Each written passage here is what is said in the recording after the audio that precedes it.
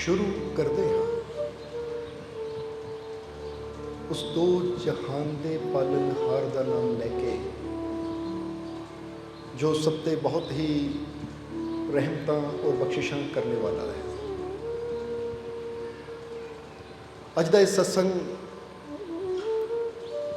असीं एक सवाल तो शुरू करांगे, क्योंकि साडे कोल एक सवाल पहुंचिया है। पुछण वाला जीव है बलवंत सिंह स्कॉटलैंड तो, जिसका सवाल है कि मालिक जी इन्नी दुनिया रब नूं मनदी है, पर फिर भी दुनिया ते इन्ने दुख क्यों है। और उसने ये भी बेनती की कि मैं आप जी दे सत्संग रोज़ सुनदा और मैनूं पूरा विश्वास है कि मेरे सवाल का जवाब तुसीं जरूर दोगे कि इन्नी दुनिया किसी ना किसी रूप में परमात्मा नूं मनदी है, रब नूं मनदी है। कोई अल्लाह कह के, कोई वाहेगुरु कह के, कोई ईश्वर कह के, कोई राम कह के, हर तरह दे नाल इंसान वो रब नूं याद करता है, उन्होंने मनता है। पर सवाल है कि फिर भी इन्नी दुनिया दुखी क्यों है। रब नूं मनण दे बावजूद भी इंसान दे जीवन च इन्नियां तकलीफां, इन्ने दुख, इन्नियां परेशानियां क्यों है, कि इहदा जवाब मैनूं दिओ। तो आओ, सवाल बड़ा प्यारा है, क्योंकि हो सकता ये सवाल सिर्फ उन्हों का ना हो, ये सवाल कईयां दे दिलां च उठदा होवे कि मैं रब नूं मनदा भी हाँ, रब दा नाम भी लैंदा हाँ, पर फिर भी मेरे जीवन जिन्ने दुख क्यों है।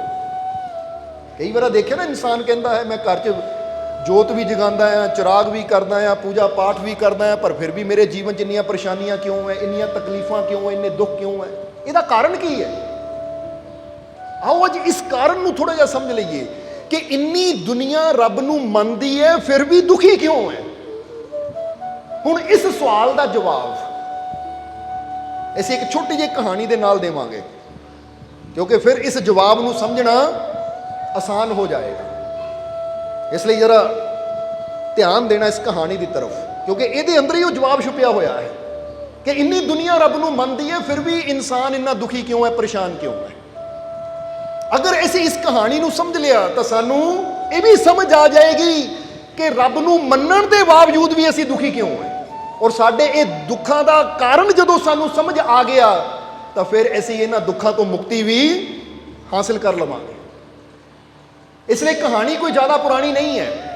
सन 2010 16 अक्तूबर, सन 2010 16 अक्तूबर, दो पहाड़ है जिन्हां ते रस्सी बजी हुई है, जमीन तो कई 100 फुट उच्ची, और वो रस्सी तकरीबन 1 किलोमीटर की लंबाई दी है, और हज़ारों लोग खड़े हैं, और टीवी ते भी वो सीन दिखाया जा रहा है। और की है वो सीन कि वो हार्ड रोप बनी हुई है, रोप कहते रस्सी नूं हार्ड रोप, कि इस पहाड़ तो उस पहाड़ तक, और थल्ले बहुत गहरी खाई है, और जिदा दसिया कि 1 किलोमीटर की रस्सी है, और उस रस्सी के ऊपर एक बाइक राइडर, बाइक कहते मोटरसाइकिल, और राइडर कहते चलान वाला, जिहदा नाम मुस्तफा डेंजर, नाम की ओहदा मुस्तफा डेंजर। और उसने उस रस्सी ते मोटरसाइकिल चलाया, और हज़ारों लोगों के सामने टीवी ते भी दिखाया जा रहा है, और उत्थे गिनीज बुक वाले जो वर्ल्ड रिकॉर्ड कोई भी कायम करता तो बुक में आता है, गिनीज वर्ल्ड रिकॉर्ड, शायद नाम तुसी भी सुनिया होवे किताब का, कि जदों कोई ऐसा काम करता है जो आम नहीं कोई कर सकता तो उसका नाम गिनीज वर्ल्ड बुक में लिखा जाता है। इसलिए वो रिकॉर्ड बनाने की खातर मुस्तफा अपनी बाइक, अपना मोटरसाइकिल लैके वो रस्सी ते चलता है, और 1 किलोमीटर की वो रस्सी थल्ले एडी गहरी खाई, वो बड़े आराम नाल मोटरसाइकिल नूं चलांदा होया इस किनारे तो उस किनारे चला जाता है। हज़ारों लोग ताड़ियां बजाते हैं, क्योंकि सबना की जान जिहड़ी है ना, जदों चला रहा सी इदां कि हुण ना गिर जावे, हुण ना गिर जावे, क्योंकि हुंदा ही है, कोई सहारा नहीं है। क्योंकि आम मदारी का बच्चा तो जो चलाता है कि डंडा फड़िया होंदा है, ਬੈਲੈਂਸ ਬਣਾਉਣ ਨੂੰ, ਪਰ ਉਹਦੇ ਕੋਲ ਤਾਂ ਡੰਡਾ ਵੀ ਕੋਈ ਹੈ ਨਹੀਂ, ਇਕੱਲਾ ਹੀ ਮੋਟਰਸਾਈਕਲ ਤੇ ਜਾ ਰਿਹਾ ਹੈ। ਔਰ ਇਹ ਤੁਸੀਂ ਵੀ ਜਾਣਦੇ ਹੋ ਕਿ ਇੱਕ 6 ਫੁੱਟ ਚੌੜੀ ਸੜਕ ਦੇ ਉੱਪਰ ਮੋਟਰਸਾਈਕਲ ਚਲਾਉਣਾ ਹਿੱਲ ਜਾਂਦਾ ਹੈ, ਕਈ ਵਾਰ ਬੰਦਾ ਉੱਥੇ ਗਿਰ ਜਾਂਦਾ ਹੈ। ਫਿਰ ਇਹ ਹਾਰਡ ਰੋਪ ਯਾਨੀ ਰੱਸੀ, ਇਹ ਕਿੱਡੀ ਕੁ ਹੋਏਗੀ ਰੱਸੀ, ਤੁਸੀਂ ਜਾਣਦੇ ਹੋ। ਉੱਤੇ ਮੋਟਰਸਾਈਕਲ ਚਲਾ ਰਿਹਾ ਹੈ, ਔਰ ਚਲਾਉਂਦੇ ਚਲਾਉਂਦੇ ਜਦੋਂ ਦੂਸਰੇ ਕਿਨਾਰੇ ਪਹੁੰਚਿਆ, ਯਾਨੀ ਆਪਣੇ ਉਸ ਸਟੰਟ ਵਿੱਚ ਸਫਲ ਹੋ ਗਿਆ, ਹਜ਼ਾਰਾਂ ਦੁਨੀਆ ਖੜ ਕੇ ਤਾੜੀ ਵਜਾ ਰਹੀ ਹੈ। ਇੱਥੇ ਤੱਕ ਕਿ ਜੋ ਵਰਲਡ ਰਿਕਾਰਡ ਦੇ ਉਹ ਰੈਫਰੀ ਸੀ, ਉਹਨੂੰ ਦੇਖਣ ਆਏ ਸੀ, ਜਿਨ੍ਹਾਂ ਨੇ ਉਹਦਾ ਨਾਮ ਉਸ ਬੁੱਕ 'ਚ ਲਿਖਣਾ ਸੀ, ਉਹਨਾਂ ਨੇ ਵੀ ਜਦੋਂ ਦੇਖਿਆ ਤਾਂ ਉਹਨਾਂ ਨੇ ਉੱਠ ਕੇ ਕਲੈਪਿੰਗ ਕੀਤੀ, ਤਾੜੀ ਵਜਾਈ ਔਰ ਉਹਨੂੰ ਵਧਾਈ ਦਿੱਤੀ। ਹੁਣ ਜਦੋਂ ਉਹ ਸਫਲ ਹੋਇਆ ਔਰ ਆਪਣੀ ਬਾਈਕ ਤੋਂ ਉਤਰ ਕੇ ਲੋਕਾਂ ਦੇ ਸਾਹਮਣੇ ਆਇਆ, ਜਿੱਥੇ ਮਾਈਕ ਉਹਦੇ ਸਾਹਮਣੇ ਕੀਤਾ ਗਿਆ, ਉਹਦੀ ਇੰਟਰਵਿਊ ਲਈ ਗਈ, ਤਾਂ ਉਹਨਾਂ ਮਜ਼ਾਕ ਵਿੱਚ ਇੱਕ ਗੱਲ ਪੁੱਛੀ, ਮਜ਼ਾਕ ਵਿੱਚ ਇੱਕ ਗੱਲ ਸਾਰਿਆਂ ਨੂੰ ਪੁੱਛੀ, ਔਰ ਜਿਹੜੇ ਗਿਨੀਜ਼ ਬੁੱਕ ਵਾਲੇ ਵੀ ਉੱਥੇ ਸੀ ਉਹਨਾਂ ਨੂੰ ਵੀ ਉਹਨਾਂ ਪੁੱਛੀ ਕਿ ਤੁਸੀਂ ਦੇਖਿਆ ਕਿ ਮੈਂ ਸਹੀ ਸਲਾਮਤ ਇਸ ਕਿਨਾਰੇ ਤੋਂ ਇਸ ਸਾਈਡ ਤੋਂ ਉਸ ਸਾਈਡ ਚਲਾ ਗਿਆ। ਉਹ ਕਹਿੰਦੇ ਹਾਂ ਬਈ ਦੇਖਿਆ ਅਸੀਂ ਕਿ ਤੂੰ ਬੜੀ ਕੁਸ਼ਲਤਾ ਦੇ ਨਾਲ ਇਸ ਕਿਨਾਰੇ ਤੋਂ ਮੋਟਰਸਾਈਕਲ ਚਲਾਈ ਔਰ ਦੂਸਰੇ ਕਿਨਾਰੇ ਤੱਕ ਪਹੁੰਚ ਗਿਆ, ਬੜੀ ਕੁਸ਼ਲਤਾ ਦੇ ਨਾਲ। ਤਾਂ ਉਸ ਵੇਲੇ ਉਸਨੇ ਕਿਹਾ ਕਿ ਤੁਹਾਨੂੰ ਇਹ ਵੀ ਪਤਾ ਹੋਏਗਾ ਕਿ ਮੈਂ ਇਹ ਸਟੰਟ ਕਈ ਵਾਰ ਕੀਤਾ ਹੈ, ਕਿਉਂਕਿ ਪਹਿਲੀ ਵਾਰ 'ਚ ਬੰਦਾ ਕਾਮਯਾਬ ਨਹੀਂ ਹੁੰਦਾ, ਪ੍ਰੈਕਟਿਸ ਹੁੰਦੀ ਹੈ। ਸਮਝਦੇ ਹੋ ਕਿ ਨਹੀਂ? ਇਹ ਨਹੀਂ ਕਿ ਅੱਜ ਹੀ ਉਹਨਾਂ ਮੋਟਰਸਾਈਕਲ ਚੱਕਿਆ ਤਾਂ ਅੱਜ ਹੀ ਰੱਸੀ ਤੇ ਮੋਟਰਸਾਈਕਲ ਚਲਾ ਦਿੱਤਾ। ਇਸ ਤੋਂ ਪਹਿਲਾਂ ਮੈਂ ਕਈ ਵਾਰ ਇਹ ਸਟੰਟ ਕੀਤਾ ਔਰ ਹਰ ਵਾਰ ਮੈਂ ਸਫਲ ਹੋਇਆ। ਉਹ ਕਹਿੰਦੇ ਹਾਂ ਮੰਨਦੇ ਹਾਂ ਅਸੀਂ ਕਿ ਤੂੰ ਕਈ ਵਾਰ ਪ੍ਰੈਕਟਿਸ ਕੀਤੀ ਹੋਏਗੀ, ਤਾਂ ਹੀ ਐਡੀ ਵੱਡੀ 1 ਕਿਲੋਮੀਟਰ ਦੀ ਰੱਸੀ ਤੇ ਚੱਲਣ ਦੀ ਹਿੰਮਤ ਦਿਖਾਈ ਤੂੰ, ਕਿਉਂਕਿ ਜੇ ਪਹਿਲਾਂ ਪ੍ਰੈਕਟਿਸ ਨਾ ਹੋਵੇ ਤਾਂ ਕੋਈ ਬੰਦਾ ਇੰਨੀ ਹਿੰਮਤ। ਹੁਣ ਤੁਹਾਨੂੰ ਕੋਈ ਕਵੇ ਕਿ ਲੈ ਆ ਮੈਂ ਜ਼ਮੀਨ ਤੋਂ 4 ਫੁੱਟ ਉੱਚੀ ਰੱਸੀ ਬੰਨ੍ਹਦਾ ਆ, ਇੱਥੇ ਮੋਟਰਸਾਈਕਲ ਚਲਾ ਦੇ, ਤੁਸੀਂ ਕਹਿਣਾ ਭਰਾਵਾ ਰਹਿਣ ਦੇ, ਲੱਤਾਂ ਤੁੜਾਣੀਆਂ। ਫਿਰ ਉਹਦਾ ਕਿੱਡੀ ਉੱਚੀ ਖਾਈ, ਕਹਿੰਦੇ ਕਈ 100 ਫੁੱਟ ਉੱਚੀ ਰੱਸੀ ਸੀ, ਨੀਚੇ ਖਾਈ, ਜੇ ਗਿਰ ਜਾਂਦਾ ਤਾਂ ਹੱਡੀਆਂ ਚਕਨਾਚੂਰ, ਸ਼ਾਇਦ ਮੌਤ ਹੀ ਹੋ ਜਾਂਦੀ। ਹੁਣ ਇੰਨਾ ਖਤਰਨਾਕ ਸਟੰਟ ਕਰਨ ਵਾਸਤੇ ਬਹੁਤ ਜ਼ਿਆਦਾ ਅਭਿਆਸ ਦੀ ਜ਼ਰੂਰਤ ਹੈ, ਪ੍ਰੈਕਟਿਸ ਦੀ ਜ਼ਰੂਰਤ ਹੈ। ਇਸ ਲਈ ਉਹਨਾਂ ਕਿਹਾ ਕਿ ਤੁਸੀਂ ਮੰਨਦੇ ਹੋ? ਉਹ ਕਹਿੰਦੇ ਹਾਂ ਅਸੀਂ ਮੰਨਦੇ ਹਾਂ। ਤਾਂ ਉਸ ਲਈ ਮੁਸਤਫਾ ਨੇ ਕਿਹਾ ਕਿ ਅਗਰ ਮੈਂ ਹੁਣ ਤੁਹਾਨੂੰ ਕਹਾਂ ਕਿ ਮੇਰੇ ਪਿੱਛੇ ਬੈਠੋ ਤਾਂ ਮੈਂ ਦੁਬਾਰਾ ਇਸ ਰੱਸੀ ਤੇ ਚੱਲੂੰਗਾ, ਤਾਂ ਕੌਣ ਮੇਰੇ ਪਿੱਛੇ ਬੈਠੇਗਾ? ਜ਼ਰਾ ਗੌਰ ਕਰਨਾ, ਕਿਉਂਕਿ ਜਦੋਂ ਉਹਨਾਂ ਕਿਹਾ ਤੁਸੀਂ ਮੰਨਦੇ ਹੋ ਮੈਂ ਸਹੀ ਸਲਾਮਤ ਗਿਆ, ਸਾਰਿਆਂ ਨੇ ਕਿਹਾ ਹਾਂ ਮੰਨਦੇ ਆ, ਸਾਡੀਆਂ ਅੱਖਾਂ ਸਾਹਮਣੇ ਹੈ। ਕਹਿੰਦੇ ਹੁਣ ਫਿਰ ਹੈ ਕੋਈ ਜਿਹੜਾ ਮੇਰੀ ਬਾਈਕ ਦੇ ਪਿੱਛੇ ਬੈਠੇ ਤਾਂ ਮੈਂ ਦੁਬਾਰਾ ਇਹ ਸਟੰਟ ਕਰਾਂ? ਤਾਂ ਸਾਰਿਆਂ ਨੂੰ ਇਦਾਂ ਚੁੱਪ ਹੋ ਗਏ ਜਿੱਦਾਂ ਕਹਿੰਦੇ ਨਾ ਕਿ ਸੱਪ ਸੁੰਘ ਗਿਆ ਹੁੰਦਾ ਹੈ। ਕਿਉਂ? ਕੋਈ ਕਿਸੇ ਦੇ ਮੂੰਹ ਚੋਂ ਹਾਂ ਹੂੰ ਨਿਕਲੀ ਨਹੀਂ। ਤਾਂ ਉਸ ਵੇਲੇ ਉਹਨੇ ਮੁਸਕਰਾਇਆ, ਕਹਿੰਦਾ ਆਈ ਐਮ ਜੋਕਿੰਗ, ਮੈਂ ਜੋਕ ਕਰ ਰਿਹਾ ਸੀ, ਮਜ਼ਾਕ ਕਰ ਰਿਹਾ ਸੀ, ਫਿਕਰ ਨਾ ਕਰੋ, ਮੈਂ ਸੱਚਮੁੱਚ ਨਹੀਂ ਤੁਹਾਨੂੰ ਬਿਠਾ ਕੇ ਜਾਣਾ। ਉਹਨਾਂ ਤੇ ਇੰਨੀ ਗੱਲ ਕਹਿ ਦਿੱਤੀ ਕਿ ਆਈ ਐਮ ਜੋਕਿੰਗ, ਪਰ ਉਹ ਗੱਲ ਤੋਂ ਜਦੋਂ ਅਸੀਂ ਉਹ ਦੇਖ ਰਹੇ ਸੀ, ਸਮਝ ਰਹੇ ਸੀ, ਸਾਨੂੰ ਬਹੁਤ ਕੁਝ ਸਮਝਣ ਨੂੰ ਮਿਲਿਆ। ਕੀ ਸਮਝਣ ਨੂੰ ਮਿਲਿਆ? ਕਿ ਮੁਸਤਫਾ ਡੇਂਜਰ ਨੂੰ ਮੰਨਦੇ ਸਾਰੇ ਸੀ ਕਿ ਰੱਸੀ ਤੇ ਮੋਟਰਸਾਈਕਲ ਚਲਾ ਸਕਦਾ ਸੀ, ਮੰਨਦੇ ਆ ਕਿਉਂਕਿ ਸਾਡੀਆਂ ਅੱਖਾਂ ਸਾਹਮਣੇ ਸਭ ਕੁਝ ਹੋਇਆ, ਮੰਨਦੇ ਸਾਰੇ ਸੀ, ਪਰ ਇਹ ਮੈਨੂੰ ਵੀ ਬਿਠਾ ਕੇ ਪਾਰ ਕਰ ਸਕਦਾ ਹੈ, ਵਿਸ਼ਵਾਸ ਕੋਈ ਨਹੀਂ ਕਰਦਾ ਸੀ। ਮੰਨਣਾ ਗੱਲ ਹੋਰ ਹੁੰਦੀ ਹੈ ਤਾਂ ਵਿਸ਼ਵਾਸ ਕਰਨਾ ਗੱਲ ਹੋਰ ਹੁੰਦੀ ਹੈ। ਅੱਜ ਇੱਥੇ ਵੀ ਸਵਾਲ ਹੈ ਕਿ ਰੱਬ ਨੂੰ ਇੰਨੀ ਦੁਨੀਆ ਮੰਨਦੀ ਹੈ ਫਿਰ ਵੀ ਦੁਖੀ ਕਿਉਂ ਹੈ? ਇਹ ਮੰਨਦੀ ਹੈ ਕਿਉਂਕਿ ਤੁਸੀਂ ਵੀ ਉਹਦੀ ਵੀਡੀਓ ਦੇਖੋਗੇ, YouTube ਤੇ ਮਿਲ ਜਾਏਗੀ ਤੁਹਾਨੂੰ, ਤੁਸੀਂ ਕਹਿਣਾ ਮੰਨ ਗਏ ਬਈ, ਮੰਨ ਗਏ ਨਾ, ਕੰਮ ਕਰ ਦਿੱਤਾ। ਪਰ ਅਸੀਂ ਕਹਾਂਗੇ ਜੇ ਤੁਹਾਨੂੰ ਵੀ ਉਹ ਕਵੇ ਨਾ ਮੇਰੇ ਪਿੱਛੇ ਬੈਠ, ਮੈਂ ਇਹ 1000 ਫੁੱਟ ਦੀ ਉਚਾਈ ਤੋਂ ਇਹ ਰੱਸੀ ਤੇ ਦੁਬਾਰਾ ਚੱਲਣਾ ਆ, ਜੇ ਤੂੰ ਮੈਨੂੰ ਮੰਨਦਾ ਆ ਤਾਂ ਬੈਠ। ਤੁਸੀਂ ਕਹਿਣਾ ਮੰਨਦਾ ਤਾਂ ਹਾਂ, ਪਰ ਇੰਨਾ ਵਿਸ਼ਵਾਸ ਹੈ ਨਹੀਂ ਕਿ ਤੂੰ ਮੈਨੂੰ ਪਾਰ ਲਗਾ ਦੇਗਾ, ਕਿਤੇ ਗਿਰਾਈ ਨਾ ਦੇਈ ਮੈਨੂੰ। ਸਮਝ ਆ ਰਹੀ ਹੈ? ਮੰਨਣ ਵਿੱਚ ਔਰ ਯਕੀਨ ਕਰਨ ਵਿੱਚ, ਵਿਸ਼ਵਾਸ ਕਰਨ 'ਚ ਜ਼ਮੀਨ ਆਸਮਾਨ ਦਾ ਫਰਕ ਹੁੰਦਾ ਹੈ। ਅੱਜ ਇਨਸਾਨ ਵੀ ਕੀ ਹੈ? ਅੱਜ ਇਨਸਾਨ ਕੋਈ ਪੀਰਾਂ ਨੂੰ ਮੰਨ ਰਿਹਾ, ਕੋਈ ਫਕੀਰਾਂ ਨੂੰ ਮੰਨ ਰਿਹਾ ਹੈ, ਕੋਈ ਪਰਮਾਤਮਾ ਨੂੰ ਮੰਨ ਰਿਹਾ, ਕੋਈ ਰੱਬ ਨੂੰ ਮੰਨ ਰਿਹਾ ਹੈ। ਉਹ ਸਿਰਫ ਮੰਨਦਾ ਹੀ ਹੈ ਕਿ ਮੈਂ ਮੰਨਦਾ ਰੱਬ ਨੇ ਦੁਨੀਆ ਬਣਾਈ, ਮੈਂ ਮੰਨਦਾ ਰੱਬ ਨੇ ਮੈਨੂੰ ਬਣਾਇਆ, ਮੈਂ ਮੰਨਦਾ ਹਾਂ ਕਿ ਰੱਬ ਹੀ ਸੂਰਜ ਚੜ੍ਹਾਉਣ ਵਾਲਾ ਹੈ, ਰੱਬ ਹੀ ਫੁੱਲ ਖਿਲਾਉਣ ਵਾਲਾ ਹੈ, ਰੱਬ ਹੀ ਪੇੜਾਂ ਤੇ ਫਲ ਲਾਉਣ ਵਾਲਾ ਹੈ, ਇਹ ਰੱਬ ਸਭ ਕੁਝ ਕਰਨ ਵਾਲਾ ਹੈ, ਮੈਂ ਮੰਨਦਾ ਹਾਂ। ਪਰ ਹਾਲੇ ਤੱਕ ਅਸੀਂ ਸਿਰਫ ਮੰਨਦੇ ਹਾਂ, ਸਾਨੂੰ ਇਹ ਵਿਸ਼ਵਾਸ ਨਹੀਂ ਹੈ कि जे मेरे जीवन 'ਚ कोई खतरा है, जे मेरे जीवन 'ਚ कोई परेशानी है, तो मेरा मालिक मैनू इस तो दूर भी यानी इस तो बचा भी सकता है। ये विश्वास नहीं है इंसान के अंदर। ताही तो की गल होंदी जो मनण की गल आती है तो सारे कहते असीं मनदे हां, पर जिद्दां ही अगे थोड़ी जी मुसीबत इंसान नूं नज़र आती है, थोड़ी जी परेशानी इंसान नूं नज़र आती है तो इंसान डोल जाता है। जिद्दां मुस्तफा डेंजर ने जो कहा कोई है जो मेरे नाल बैठ के जाएगा, हालांकि वो ये स्टंट कई बार कर चुका है और कभी गिरिया नहीं है। जे कोई ਉਹਦੇ ਪਿੱਛੇ बैठ भी जाता तो उन्हें गिरन नहीं देना सी। पर बंदे का की है, बंदा विश्वास चाहिए, क्योंकि बैठ हो ही सकता जिहदे अंदर विश्वास पूरा होवे, जिहदे अंदर यकीन पूरा होवे। इसी तरह ये गल भी तुसीं याद रखनी कि जे इंसान के जीवन च कोई तकलीफ है, कोई दुख है, दुखों की अगे खाई है ना, दुखों की अगे खाई है, तो फिर इंसान नूं इन्ना यकीन भी रखना चाहिए है, इन्ना विश्वास भी रखना चाहिए है कि जे मेरे अगे दुखों की भी खाई है, मैं जिस रब नूं मनदा है जो सर्वशक्तिशाली है, जिसने मैनू बनाया है, मैनू उते विश्वास भी इन्ना है कि जे मेरे अंदर मेरे अगे दुखों की खाई भी है तो मैनू इस तो सही सलामत पार भी वो जरूर लैके जाएगा। मैं सिर्फ मनदा नहीं है, मैं अपने रब ते विश्वास भी पूरा करदा। समझ रहे हो कि नहीं? इसलिए जदों तक असीं सिर्फ परमात्मा नूं मनदे रवांगे कि मैं मन लिया, उदों तक असीं दुखां परेशानियां तकलीफां चों मुक्त नहीं हो सकते, कभी तकलीफां चों बाहर नहीं निकल सकते। अगर असीं बाहर निकलना चाहते हैं, तकलीफां दुखां तो मुक्ति चाहते हैं, तो सानू अपने रब ते, अपने मालिक ते, अपने परम पिता परमात्मा ते विश्वास भी करना पएगा। और विश्वास का मतलब की हुंदा है? हुण जरा समझो कि जिद्दां मुस्तफा ने कहा बैठो मेरे पिछे मैं पार लैके जाऊंगा, हुण जिहदे अंदर विश्वास हुंदा उन्हें बह जाना सी, उन्हें पार लै जाना सी, तो मशहूरी ओदी भी हो जानी सी कि देखो भाई ये बंदे ने भी विश्वास किया और ये भी बाइक ते बैठा, शायद वर्ल्ड रिकॉर्ड में ओहदा नाम भी आ जाता कि बाइक ते बैठने वाला दूजा बंदा ये सी।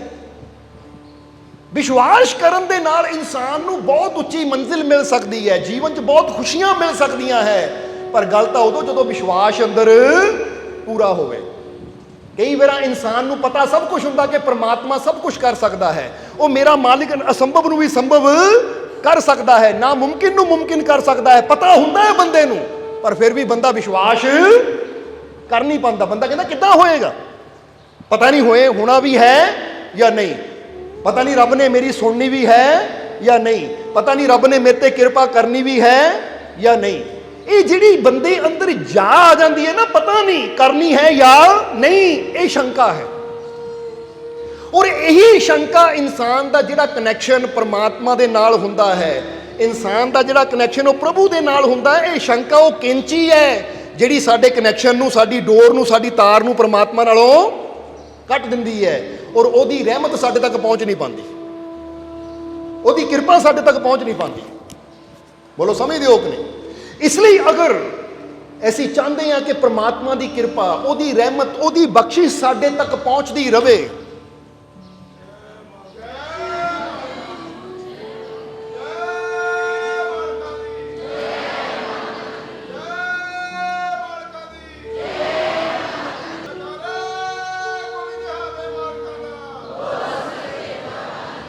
हुण देखो ऐसी समझा रहे सी ना, कनैक्शन कट जाए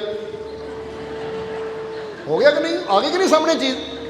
बिजली का कनैक्शन कट होया, पखे बंद हो गए, लाइटां बंद हो गई, हनेरा हो गया, कनैक्शन ही होंदा ना ये, समझदे हो कि नहीं? इसलिए परमात्मा जो करता, मालिक जो करता ठीक करता कि ये सिर्फ समझाना शब्दां नाल ही नहीं है, करके भी दिखाना है। देखो लाइट गई, उसे टाइम ते गई। हुण जरा सोचो, एक बिजली वाला कनैक्शन कट देवे तो फिर कितनी गर्मी हो जाती है, हनेरा हो जाता है, किन्नी परेशानी का सामना करना पैंदा है। तो जे साडा कनैक्शन परमात्मा नालों कट गया तो फिर सानू जीवन च किन्नियां तकलीफां दुखों का सामना करना पैंदा, साडा जीवन भी अंधेरे नाल भर जाता है, साडा जीवन भी परेशानियां नाल भर जाता है। इसलिए कहा जाता है कि अपने मालिक नूं, अपने रब नूं सिर्फ मन्नो ना, उत्ते विश्वास भी करो। जे जीवन च किसी तरह के भी हालात आन, किसी तरह की भी मुश्किल आवे, किसी तरह की भी परेशानी आवे, तो डरो ना, यकीन रखो कि मैनू बचाने वाला मेरा मालिक मेरे ਨਾਲ ਹੈ। ਕਿਉਂਕਿ ਇੱਕ ਗੱਲ ਹਮੇਸ਼ਾ ਯਾਦ ਰੱਖਣਾ ਕਿ ਇੱਥੇ ਇੱਕ ਚੀਜ਼ ਦਾ ਸਾਨੂੰ ਜਵਾਬ ਦੇਣਾ ਤੁਸੀਂ ਕਿ ਇੱਕ ਬਹੁਤ ਮਹਿੰਗੀ ਕਾਰ ਹੈ, ਸਮਝ ਲਓ ਇੱਕ ਕਾਰ ਹੈ ਜਿਹਦੀ ਕੀਮਤ 10 ਕਰੋੜ ਹੈ, ਉਦਾਹਰਨ ਦੇ ਰਹੇ ਹਾਂ ਅਸੀਂ, ਔਰ ਇੱਕ ਕਾਰ ਹੈ ਜਿਹਦੀ ਕੀਮਤ 10 ਲੱਖ ਰੁਪਏ ਹੈ। ਹੁਣ 10 ਕਰੋੜ ਦੀ ਗੱਡੀ ਵੀ ਖੜੀ ਹੈ ਤਾਂ 10 ਲੱਖ ਵਾਲੀ ਗੱਡੀ ਵੀ ਖੜੀ ਹੈ। ਹੁਣ ਦੇਖਣ ਨੂੰ ਤਾਂ ਹੈ ਕਿ ਆਹ ਗੱਡੀ ਬੜੀ ਕੀਮਤੀ ਹੈ, ਕਿੰਨੇ ਕਰੋੜ ਦੀ ਹੈ, ਤਾਂ ਆਹ ਗੱਡੀ ਥੋੜੀ ਸਸਤੀ ਹੈ, 10 ਲੱਖ ਦੀ ਹੈ। ਇਹਦੇ 'ਚ ਬੜੇ ਫੰਕਸ਼ਨ ਹੈ ਔਰ ਇਹਦੇ 'ਚ ਫੰਕਸ਼ਨ ਥੋੜੇ ਘੱਟ ਹੈ। ਹੁਣ ਗੱਡੀਆਂ ਦੋ ਹੀ ਹੈ, ਇੱਕ ਕੀਮਤੀ ਹੈ ਤੇ ਇੱਕ ਥੋੜੀ ਘੱਟ ਕੀਮਤ ਦੀ ਹੈ। ਪਰ ਇੱਕ ਗੱਲ ਯਾਦ ਰੱਖੋ, ਇਹਨਾਂ ਦੋਨਾਂ ਗੱਡੀਆਂ ਨੂੰ ਚੱਲਣ ਵਾਸਤੇ ਇੱਕੋ ਹੀ ਚੀਜ਼ ਦੀ ਜ਼ਰੂਰਤ ਹੈ, ਔਰ ਉਹ ਚੀਜ਼ ਕਿਹੜੀ ਹੈ? ਤੇਲ। ਗੱਡੀ ਚਾਹੇ 10 ਕਰੋੜ ਦੀ ਹੋਵੇ, ਜੇ 'ਚ ਤੇਲ ਨਾ ਪਾਇਆ ਜਾਵੇ, ਚਾਹੇ ਪੈਟਰੋਲ ਹੋਵੇ ਜਾਂ ਡੀਜ਼ਲ ਹੋਵੇ, ਅਗਰ ਉਹ 'ਚ ਨਾ ਪਾਇਆ ਜਾਵੇ ਤਾਂ 10 ਕਰੋੜ ਦੀ ਗੱਡੀ ਵੀ ਇੱਕ ਪੈਰ ਅੱਗੇ ਨਹੀਂ ਚੱਲ ਸਕਦੀ। ਤਾਂ ਗੱਡੀ ਚਾਹੇ 10 ਲੱਖ ਦੀ ਹੋਵੇ, ਚਾਹੇ 5 ਲੱਖ ਦੀ ਹੋਵੇ, ਜੇ ਉਹ 'ਚ ਵੀ ਤੇਲ ਨਾ ਪਾਇਆ ਜਾਵੇ ਤਾਂ ਉਹ ਵੀ ਗੱਡੀ 1 ਫੁੱਟ ਅੱਗੇ ਨਹੀਂ ਚੱਲ ਸਕਦੀ। ਸਮਝਦੇ ਹੋ ਕਿ ਨਹੀਂ? ਜਿਸ ਤਰ੍ਹਾਂ ਗੱਡੀ ਦੇ ਚੱਲਣ ਵਾਸਤੇ ਉਹਦੀ ਕੀਮਤ ਨਹੀਂ, ਉਹਦੇ ਅੰਦਰ ਤੇਲ ਦੀ ਜ਼ਰੂਰਤ ਹੁੰਦੀ। ਬੰਦਾ ਇਹ ਥੋੜੀ ਕਹਿੰਦਾ ਲੈ ਇਹ 10 ਕਰੋੜ ਦੀ ਗੱਡੀ ਆਪਣੇ ਆਪ ਹੀ ਚਲੀ ਜਾਣੀ, ਇਹਨੂੰ ਤੇਲ ਪਵਾਉਣ ਦੀ ਲੋੜ ਹੀ ਨਹੀਂ, ਕਿਉਂਕਿ ਐਡੀ ਕੀਮਤੀ ਗੱਡੀ ਹੈ, ਤੇਲ ਦੀ ਕੀ ਲੋੜ ਇਹਨੂੰ? ਸਮਝਦੇ ਹੋ ਕਿ ਨਹੀਂ? ਸੋ ਗੱਡੀ ਚਾਹੇ 10 ਕਰੋੜ ਦੀ ਹੋਵੇ, ਚਾਹੇ 10 ਲੱਖ ਦੀ ਹੋਵੇ, 5 ਲੱਖ ਦੀ ਹੋਵੇ, ਜਿੰਨਾ ਦੀ ਮਰਜ਼ੀ ਹੋਵੇ, ਉਹਦੇ ਅੰਦਰ ਤੇਲ ਜਾਏਗਾ ਤਾਂ ਗੱਡੀ ਫੇਰ ਹੀ ਅੱਗੇ ਵਧੇਗੀ। ਤਾਂ ਜੇ ਉਹਦੇ ਅੰਦਰ ਤੇਲ ਨਹੀਂ ਹੈ ਤਾਂ ਉਹਦੀ ਕੀਮਤ ਚਾਹੇ ਜਿੰਨੀ ਮਰਜ਼ੀ ਹੋਵੇ, ਉਹ ਕਦੀ ਅੱਗੇ ਵਧ ਹੀ ਨਹੀਂ ਸਕਦੀ। ਇਸੇ ਤਰ੍ਹਾਂ ਇੱਥੇ ਇਹ ਵੀ ਸਮਝ ਲਓ ਕਿ ਇਨਸਾਨ ਵੀ ਚਾਹੇ ਜਿੰਨਾ ਮਰਜ਼ੀ ਪੜ੍ਹਿਆ ਲਿਖਿਆ ਹੋਵੇ, ਜਿੰਨਾ ਮਰਜ਼ੀ ਡਿਗਰੀਆਂ ਵਾਲਾ ਹੋਵੇ, ਜਿੰਨਾ ਮਰਜ਼ੀ ਬੜੇ ਤੋਂ ਬੜਾ ਇਨਸਾਨ ਵੀ ਹੋਵੇ, ਤਾਂ ਚਾਹੇ ਬੰਦਾ ਕੋਈ ਅਨਪੜ੍ਹ ਹੋਵੇ, ਕੋਈ ਮਜ਼ਦੂਰ ਵੀ ਹੋਵੇ, ਅਗਰ ਦੋਨੇ ਹੀ ਅੱਗੇ ਵਧਣਾ ਚਾਹੁੰਦੇ ਆ ਤਾਂ ਇਹਨਾਂ ਅੰਦਰ ਵੀ ਇੱਕ ਤੇਲ ਦੀ ਜ਼ਰੂਰਤ ਹੈ। ਔਰ ਉਹ ਤੇਲ ਕਿਹੜਾ ਹੈ? ਆਪਣੇ ਮਾਲਕ ਦੇ ਪ੍ਰਤੀ ਵਿਸ਼ਵਾਸ। ਨਹੀਂ ਤਾਂ ਬਹੁਤ ਬੜੇ ਬੜੇ ਇਨਸਾਨਾਂ ਨੂੰ ਵੀ ਬਿਨਾਂ ਵਿਸ਼ਵਾਸ ਤੋਂ ਦੁਖੀ ਬੈਠੇ ਦੇਖਿਆ ਹੈ। ਸਮਝਦੇ ਹੋ ਕਿ ਨਹੀਂ? ਇਸ ਲਈ ਅਸੀਂ ਕਈ ਵਾਰ ਇਹ ਜ਼ਿਕਰ ਕਰਦੇ ਆ ਨੈਪੋਲੀਅਨ ਦਾ, ਕਿ ਨੈਪੋਲੀਅਨ ਦੀ ਇੰਟਰਵਿਊ ਵਿੱਚ ਦੱਸਿਆ ਉਸਨੇ ਕਿ ਮੈਂ 6 ਦਿਨ ਵੀ ਆਪਣੇ ਜੀਵਨ 'ਚ ਕਦੀ ਖੁਸ਼ ਨਹੀਂ ਰਿਹਾ। ਔਰ ਖਾਣਾ ਖਾਣ ਤੋਂ ਪਹਿਲਾਂ ਨਾ ਉਹਦੇ ਕਈ ਨੌਕਰ ਚੈੱਕ ਕਰਦੇ ਹੁੰਦੇ ਸੀ ਕਿ ਖਾਣੇ 'ਚ ਜ਼ਹਿਰ ਤਾਂ ਨਹੀਂਗਾ, ਕਿਉਂਕਿ ਉਹਨੂੰ ਵਿਸ਼ਵਾਸ ਕਿਸੇ ਤੇ ਸੀਗਾ ਹੀ ਨਹੀਂ। ਹੁਣ ਐਡਾ ਵੱਡਾ ਰਾਜਾ ਇੱਕ ਵਿਸ਼ਵਾਸ ਨਾ ਹੋਣ ਦੀ ਵਜ੍ਹਾ ਨਾਲ ਉਹ ਖਾਣਾ ਵੀ ਖਾਂਦਾ ਤਾਂ ਡਰ ਡਰ ਕੇ ਖਾਂਦਾ, ਕਿਤੇ ਮੇਰਾ ਕੋਈ ਦੁਸ਼ਮਣ 'ਚ ਜ਼ਹਿਰ ਹੀ ਨਾ ਪਾ ਦੇਵੇ। ਸਮਝ ਆ ਰਹੀ ਹੈ ਸਾਡੀ ਗੱਲ? ਇਸ ਲਈ ਜਿੱਥੇ ਵਿਸ਼ਵਾਸ ਹੁੰਦਾ ਹੈ, ਕਹਿੰਦੇ ਖੁਸ਼ੀ ਵੀ ਉੱਥੇ ਹੁੰਦੀ ਹੈ। ਤਾਂ ਜਦੋਂ ਇਹ ਵਿਸ਼ਵਾਸ ਉਸ ਮਾਲਿਕ ਦੇ ਨਾਲ ਜੁੜ ਜਾਵੇ ਤਾਂ ਫਿਰ ਖੁਸ਼ੀ ਨਹੀਂ, ਫਿਰ ਤਾਂ ਪਰਮ ਖੁਸ਼ੀ ਹੁੰਦੀ ਹੈ। ਫਿਰ ਆਨੰਦ ਨਹੀਂ, ਫਿਰ ਤਾਂ ਪਰਮ ਆਨੰਦ ਹੁੰਦਾ ਹੈ। ਫਿਰ ਸ਼ਾਂਤੀ ਨਹੀਂ, ਫਿਰ ਤਾਂ ਪਰਮ ਸ਼ਾਂਤੀ ਹੁੰਦੀ ਹੈ। ਇਹ ਗੱਲ ਹਮੇਸ਼ਾ ਯਾਦ ਰੱਖੋ। ਇਸ ਲਈ ਬੜੇ ਤੋਂ ਬੜਾ ਇਨਸਾਨ ਚਾਹੇ ਜਿੰਨੀ ਮਰਜ਼ੀ ਉੱਚੀ ਪੋਸਟ ਤੇ ਬੈਠਾ ਹੋਵੇ, ਜਿੰਨੀਆਂ ਮਰਜ਼ੀ ਬੜੀਆਂ ਡਿਗਰੀਆਂ ਵਾਲਾ ਹੋਵੇ, ਅਗਰ ਉਹਦੇ ਅੰਦਰ ਵਿਸ਼ਵਾਸ ਨਹੀਂ ਹੈ ਨਾ ਤਾਂ ਉਹ ਵੀ ਦੁਖੀ ਨਿਰਾਸ਼ ਹੋ ਜਾਂਦਾ ਹੈ। ਉਹ ਵੀ ਆਪਣੇ ਜੀਵਨ ਦੀ ਆਸ ਨੂੰ ਛੱਡ ਕੇ ਨਿਰਾਸ਼ਾ ਵਿੱਚ ਕਈ ਵਾਰ ਆਪਣੀ ਜ਼ਿੰਦਗੀ ਨੂੰ ਹੀ ਖਤਮ ਕਰ ਲੈਂਦਾ ਹੈ, ਕਿਉਂਕਿ ਜ਼ਿੰਦਗੀ ਵਿਸ਼ਵਾਸ ਦੇ ਨਾਲ ਹੀ ਚੱਲਦੀ ਹੈ। ਸਮਝਦੇ ਹੋ ਕਿ ਨਹੀਂ? ਤੁਸੀਂ ਰਾਤ ਨੂੰ ਸੌਂਦੇ ਹੋ ਤਾਂ ਜ਼ਰਾ ਗੌਰ ਕਰਨਾ, ਇੱਕ ਵਿਸ਼ਵਾਸ ਹੈ ਕਿ ਮੈਂ ਸੁੱਤਾ ਹੈ ਤਾਂ ਸਵੇਰੇ ਜਾਗਣਾ ਵੀ ਹੈ। ਨਹੀਂ ਤਾਂ ਬਹੁਤ ਦੁਨੀਆ ਐਸੀ ਜਿਹੜੀ ਸੌਂਦੀ ਤਾਂ ਹੈ ਪਰ ਸਵੇਰੇ ਅੱਖ ਨਹੀਂ ਖੁੱਲਦੀ। ਯਾਨੀ ਕੋਈ ਵੀ ਕਰਮ ਹੈ, ਇਹ ਵਿਸ਼ਵਾਸ ਹੈ ਅੰਦਰ ਇਨਸਾਨ ਦੇ। ਇੱਕ ਇਨਸਾਨ ਆਪਣੀ ਮੰਜ਼ਿਲ ਦੀ ਤਰਫ ਜਾਂਦਾ ਹੈ ਤਾਂ ਉਹ ਤਿਆਰੀ ਕਰਕੇ ਤੁਰਦਾ ਹੀ ਉਦੋਂ ਜਦੋਂ ਉਹਨੂੰ ਵਿਸ਼ਵਾਸ ਹੁੰਦਾ ਕਿ ਮੈਂ ਪਹੁੰਚਣਾ। ਤਾਂ ਜੇ ਕੋਈ ਕਵੇ ਉਹ ਰਸਤੇ 'ਚ ਤੂੰ ਮਰ ਜਾਣਾ ਤਾਂ ਫਿਰ ਤਾਂ ਬੰਦਾ ਘਰੋਂ ਕਦੀ ਪੈਰ ਹੀ ਨਾ ਉਠਾਵੇ। ਹੁੰਦਾ ਹੈ ਕਿ ਨਹੀਂ? ਇਸ ਲਈ ਅਗਰ ਤੁਸੀਂ ਛੋਟੇ ਛੋਟੇ ਆਪਣੇ ਕੰਮਾਂ ਨੂੰ, ਜੀਵਨ ਦਿਆਂ ਨੂੰ ਦੇਖੋ ਤਾਂ ਜੋ ਵੀ ਤੁਸੀਂ ਕਰਦੇ ਹੋ ਇੱਕ ਉਮੀਦ ਦੇ ਨਾਲ, ਇੱਕ ਵਿਸ਼ਵਾਸ ਦੇ ਨਾਲ ਕਰਦੇ ਹੋ।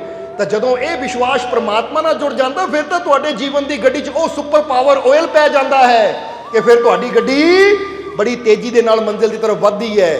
ਔਰ ਜਦੋਂ ਉਹਦੀ ਕਿਰਪਾ ਪੂਰੀ ਹੁੰਦੀ ਹੈ ਤਾਂ ਫਿਰ ਇਨਸਾਨ ਨੂੰ ਰਸਤੇ 'ਚ ਰੁਕਾਵਟ ਵੀ ਕੋਈ ਨਹੀਂ ਆਉਂਦੀ। ਇਸ ਲਈ ਅੰਦਰ ਵਿਸ਼ਵਾਸ ਦਾ ਹੋਣਾ ਜ਼ਰੂਰੀ ਹੈ। ਇਸ ਲਈ ਵਿਸ਼ਵਾਸ ਕੀ ਕੰਮ ਕਰਦਾ ਹੈ? ਜਦੋਂ ਵਿਸ਼ਵਾਸ ਦੇ ਨਾਲ, ਔਰ ਇਹ ਵੀ ਗੱਲ ਯਾਦ ਰੱਖਣਾ ਕਿ ਜਦੋਂ ਅਸੀਂ ਸਿਮਰਨ ਕਰਦੇ ਹਾਂ, ਧਿਆਨ ਕਰਦੇ ਹਾਂ, ਮੈਡੀਟੇਸ਼ਨ ਕਰਦੇ ਹਾਂ, ਤਾਂ ਜਿੰਨਾ ਜ਼ਿਆਦਾ ਇਨਸਾਨ ਆਪਣੇ ਮਾਲਿਕ ਨੂੰ, ਆਪਣੇ ਰੱਬ ਨੂੰ ਯਾਦ ਕਰਦਾ, ਉਹਦਾ ਵਿਸ਼ਵਾਸ ਉਨਾ ਹੀ ਵੱਧਦਾ ਚਲਾ ਜਾਂਦਾ ਹੈ। ਇਸ ਲਈ ਜੀਵ ਨੇ ਕਿਹਾ ਇੰਨੀ ਦੁਨੀਆ ਰੱਬ ਨੂੰ ਮੰਨਦੀ ਫਿਰ ਵੀ ਦੁਖੀ ਕਿਉਂ ਹੈ?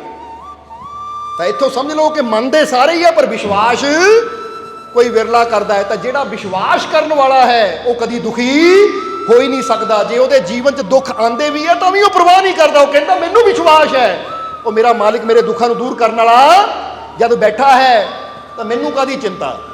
ਉਹਦਾ ਧਿਆਨ ਆਪਣੇ ਦੁੱਖਾਂ ਵੱਲ ਨਹੀਂ ਹੁੰਦਾ, ਉਹਦਾ ਧਿਆਨ ਹੁੰਦਾ ਆਪਣੇ ਮਾਲਿਕ ਦੀ, ਕਹਿ ਦਿਓ, ਰਹਿਮਤ ਦੀ ਤਰਫ। ਜਿੱਦਾਂ ਇੱਕ ਮਰੀਜ਼ ਹੁੰਦਾ ਨਾ ਕਿ ਉਹਦੇ ਕਿਤੇ ਦਰਦ ਹੈ, ਇੱਕ ਦਾ ਧਿਆਨ ਆਪਣੇ ਦਰਦ ਵੱਲ ਹੁੰਦਾ, ਦੂਜੇ ਦਾ ਧਿਆਨ ਦਵਾਈ ਵੱਲ ਹੁੰਦਾ ਕਿ ਦਰਦ ਦੀ ਦਵਾਈ ਹੈ, ਜੇ ਦਵਾਈ ਹੈ ਤਾਂ ਮੈਂ ਇਹਨੂੰ ਖਾ ਕੇ ਠੀਕ ਵੀ ਹੋ ਜਾਣਾ ਹੈ।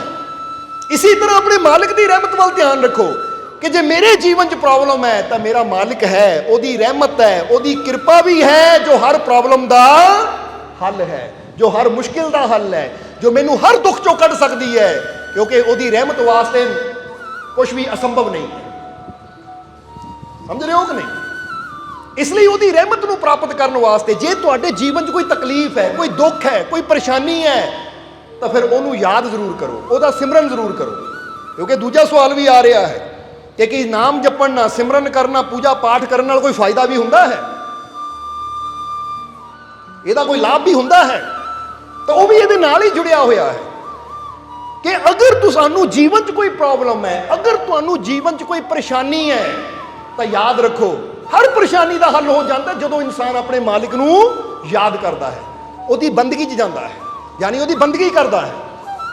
ਤੁਸੀਂ ਦੇਖਦੇ ਹੋ ਨਾ ਕਿ ਹਸਪੀਟਲ ਦੇ ਅੰਦਰ ICU ਬਣਿਆ ਹੁੰਦਾ ਹੈ, ਹਰ ਹਸਪੀਟਲ ਅੰਦਰ ਇੱਕ ICU ਹੁੰਦਾ ਹੈ, ਇੰਟੈਂਸਿਵ ਕੇਅਰ ਯੂਨਿਟ, ICU, ਕਿ ਜਿੱਥੇ ਬੰਦੇ ਨੂੰ ਖਾਸ, ਯਾਨੀ ਉਹਨੂੰ ਇਸ ਤਰ੍ਹਾਂ ਖਾਸ ਤਰੀਕੇ ਨਾਲ ਰੱਖਿਆ ਜਾਂਦਾ ਹੈ ਕਿ ਉਹਨੂੰ ਕੋਈ ਪ੍ਰੋਬਲਮ ਨਾ ਹੋਵੇ, ਪਰੇਸ਼ਾਨੀ ਨਾ ਹੋਵੇ। ਕਿਉਂਕਿ ਤੁਸੀਂ ਦੇਖਦੇ ਹੋ ਕਿ ਹਰ ਹਸਪੀਟਲ ਵਿੱਚ ICU ਹੁੰਦਾ, ਜਿਹੜਾ ਮਰੀਜ਼ ਸੀਰੀਅਸ ਹੁੰਦਾ ਹੈ ਉਹਨੂੰ ICU 'ਚ ਰੱਖਿਆ ਜਾਂਦਾ ਹੈ। ਕਿਉਂ?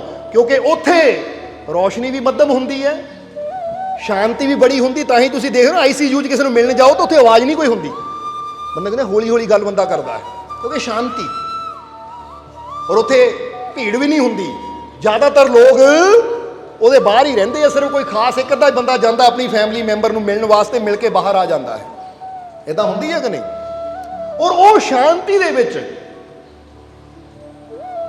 ਇਨਸਾਨ ਨੂੰ ਆਰਾਮ ਜਲਦੀ ਮਿਲਦਾ ਹੈ।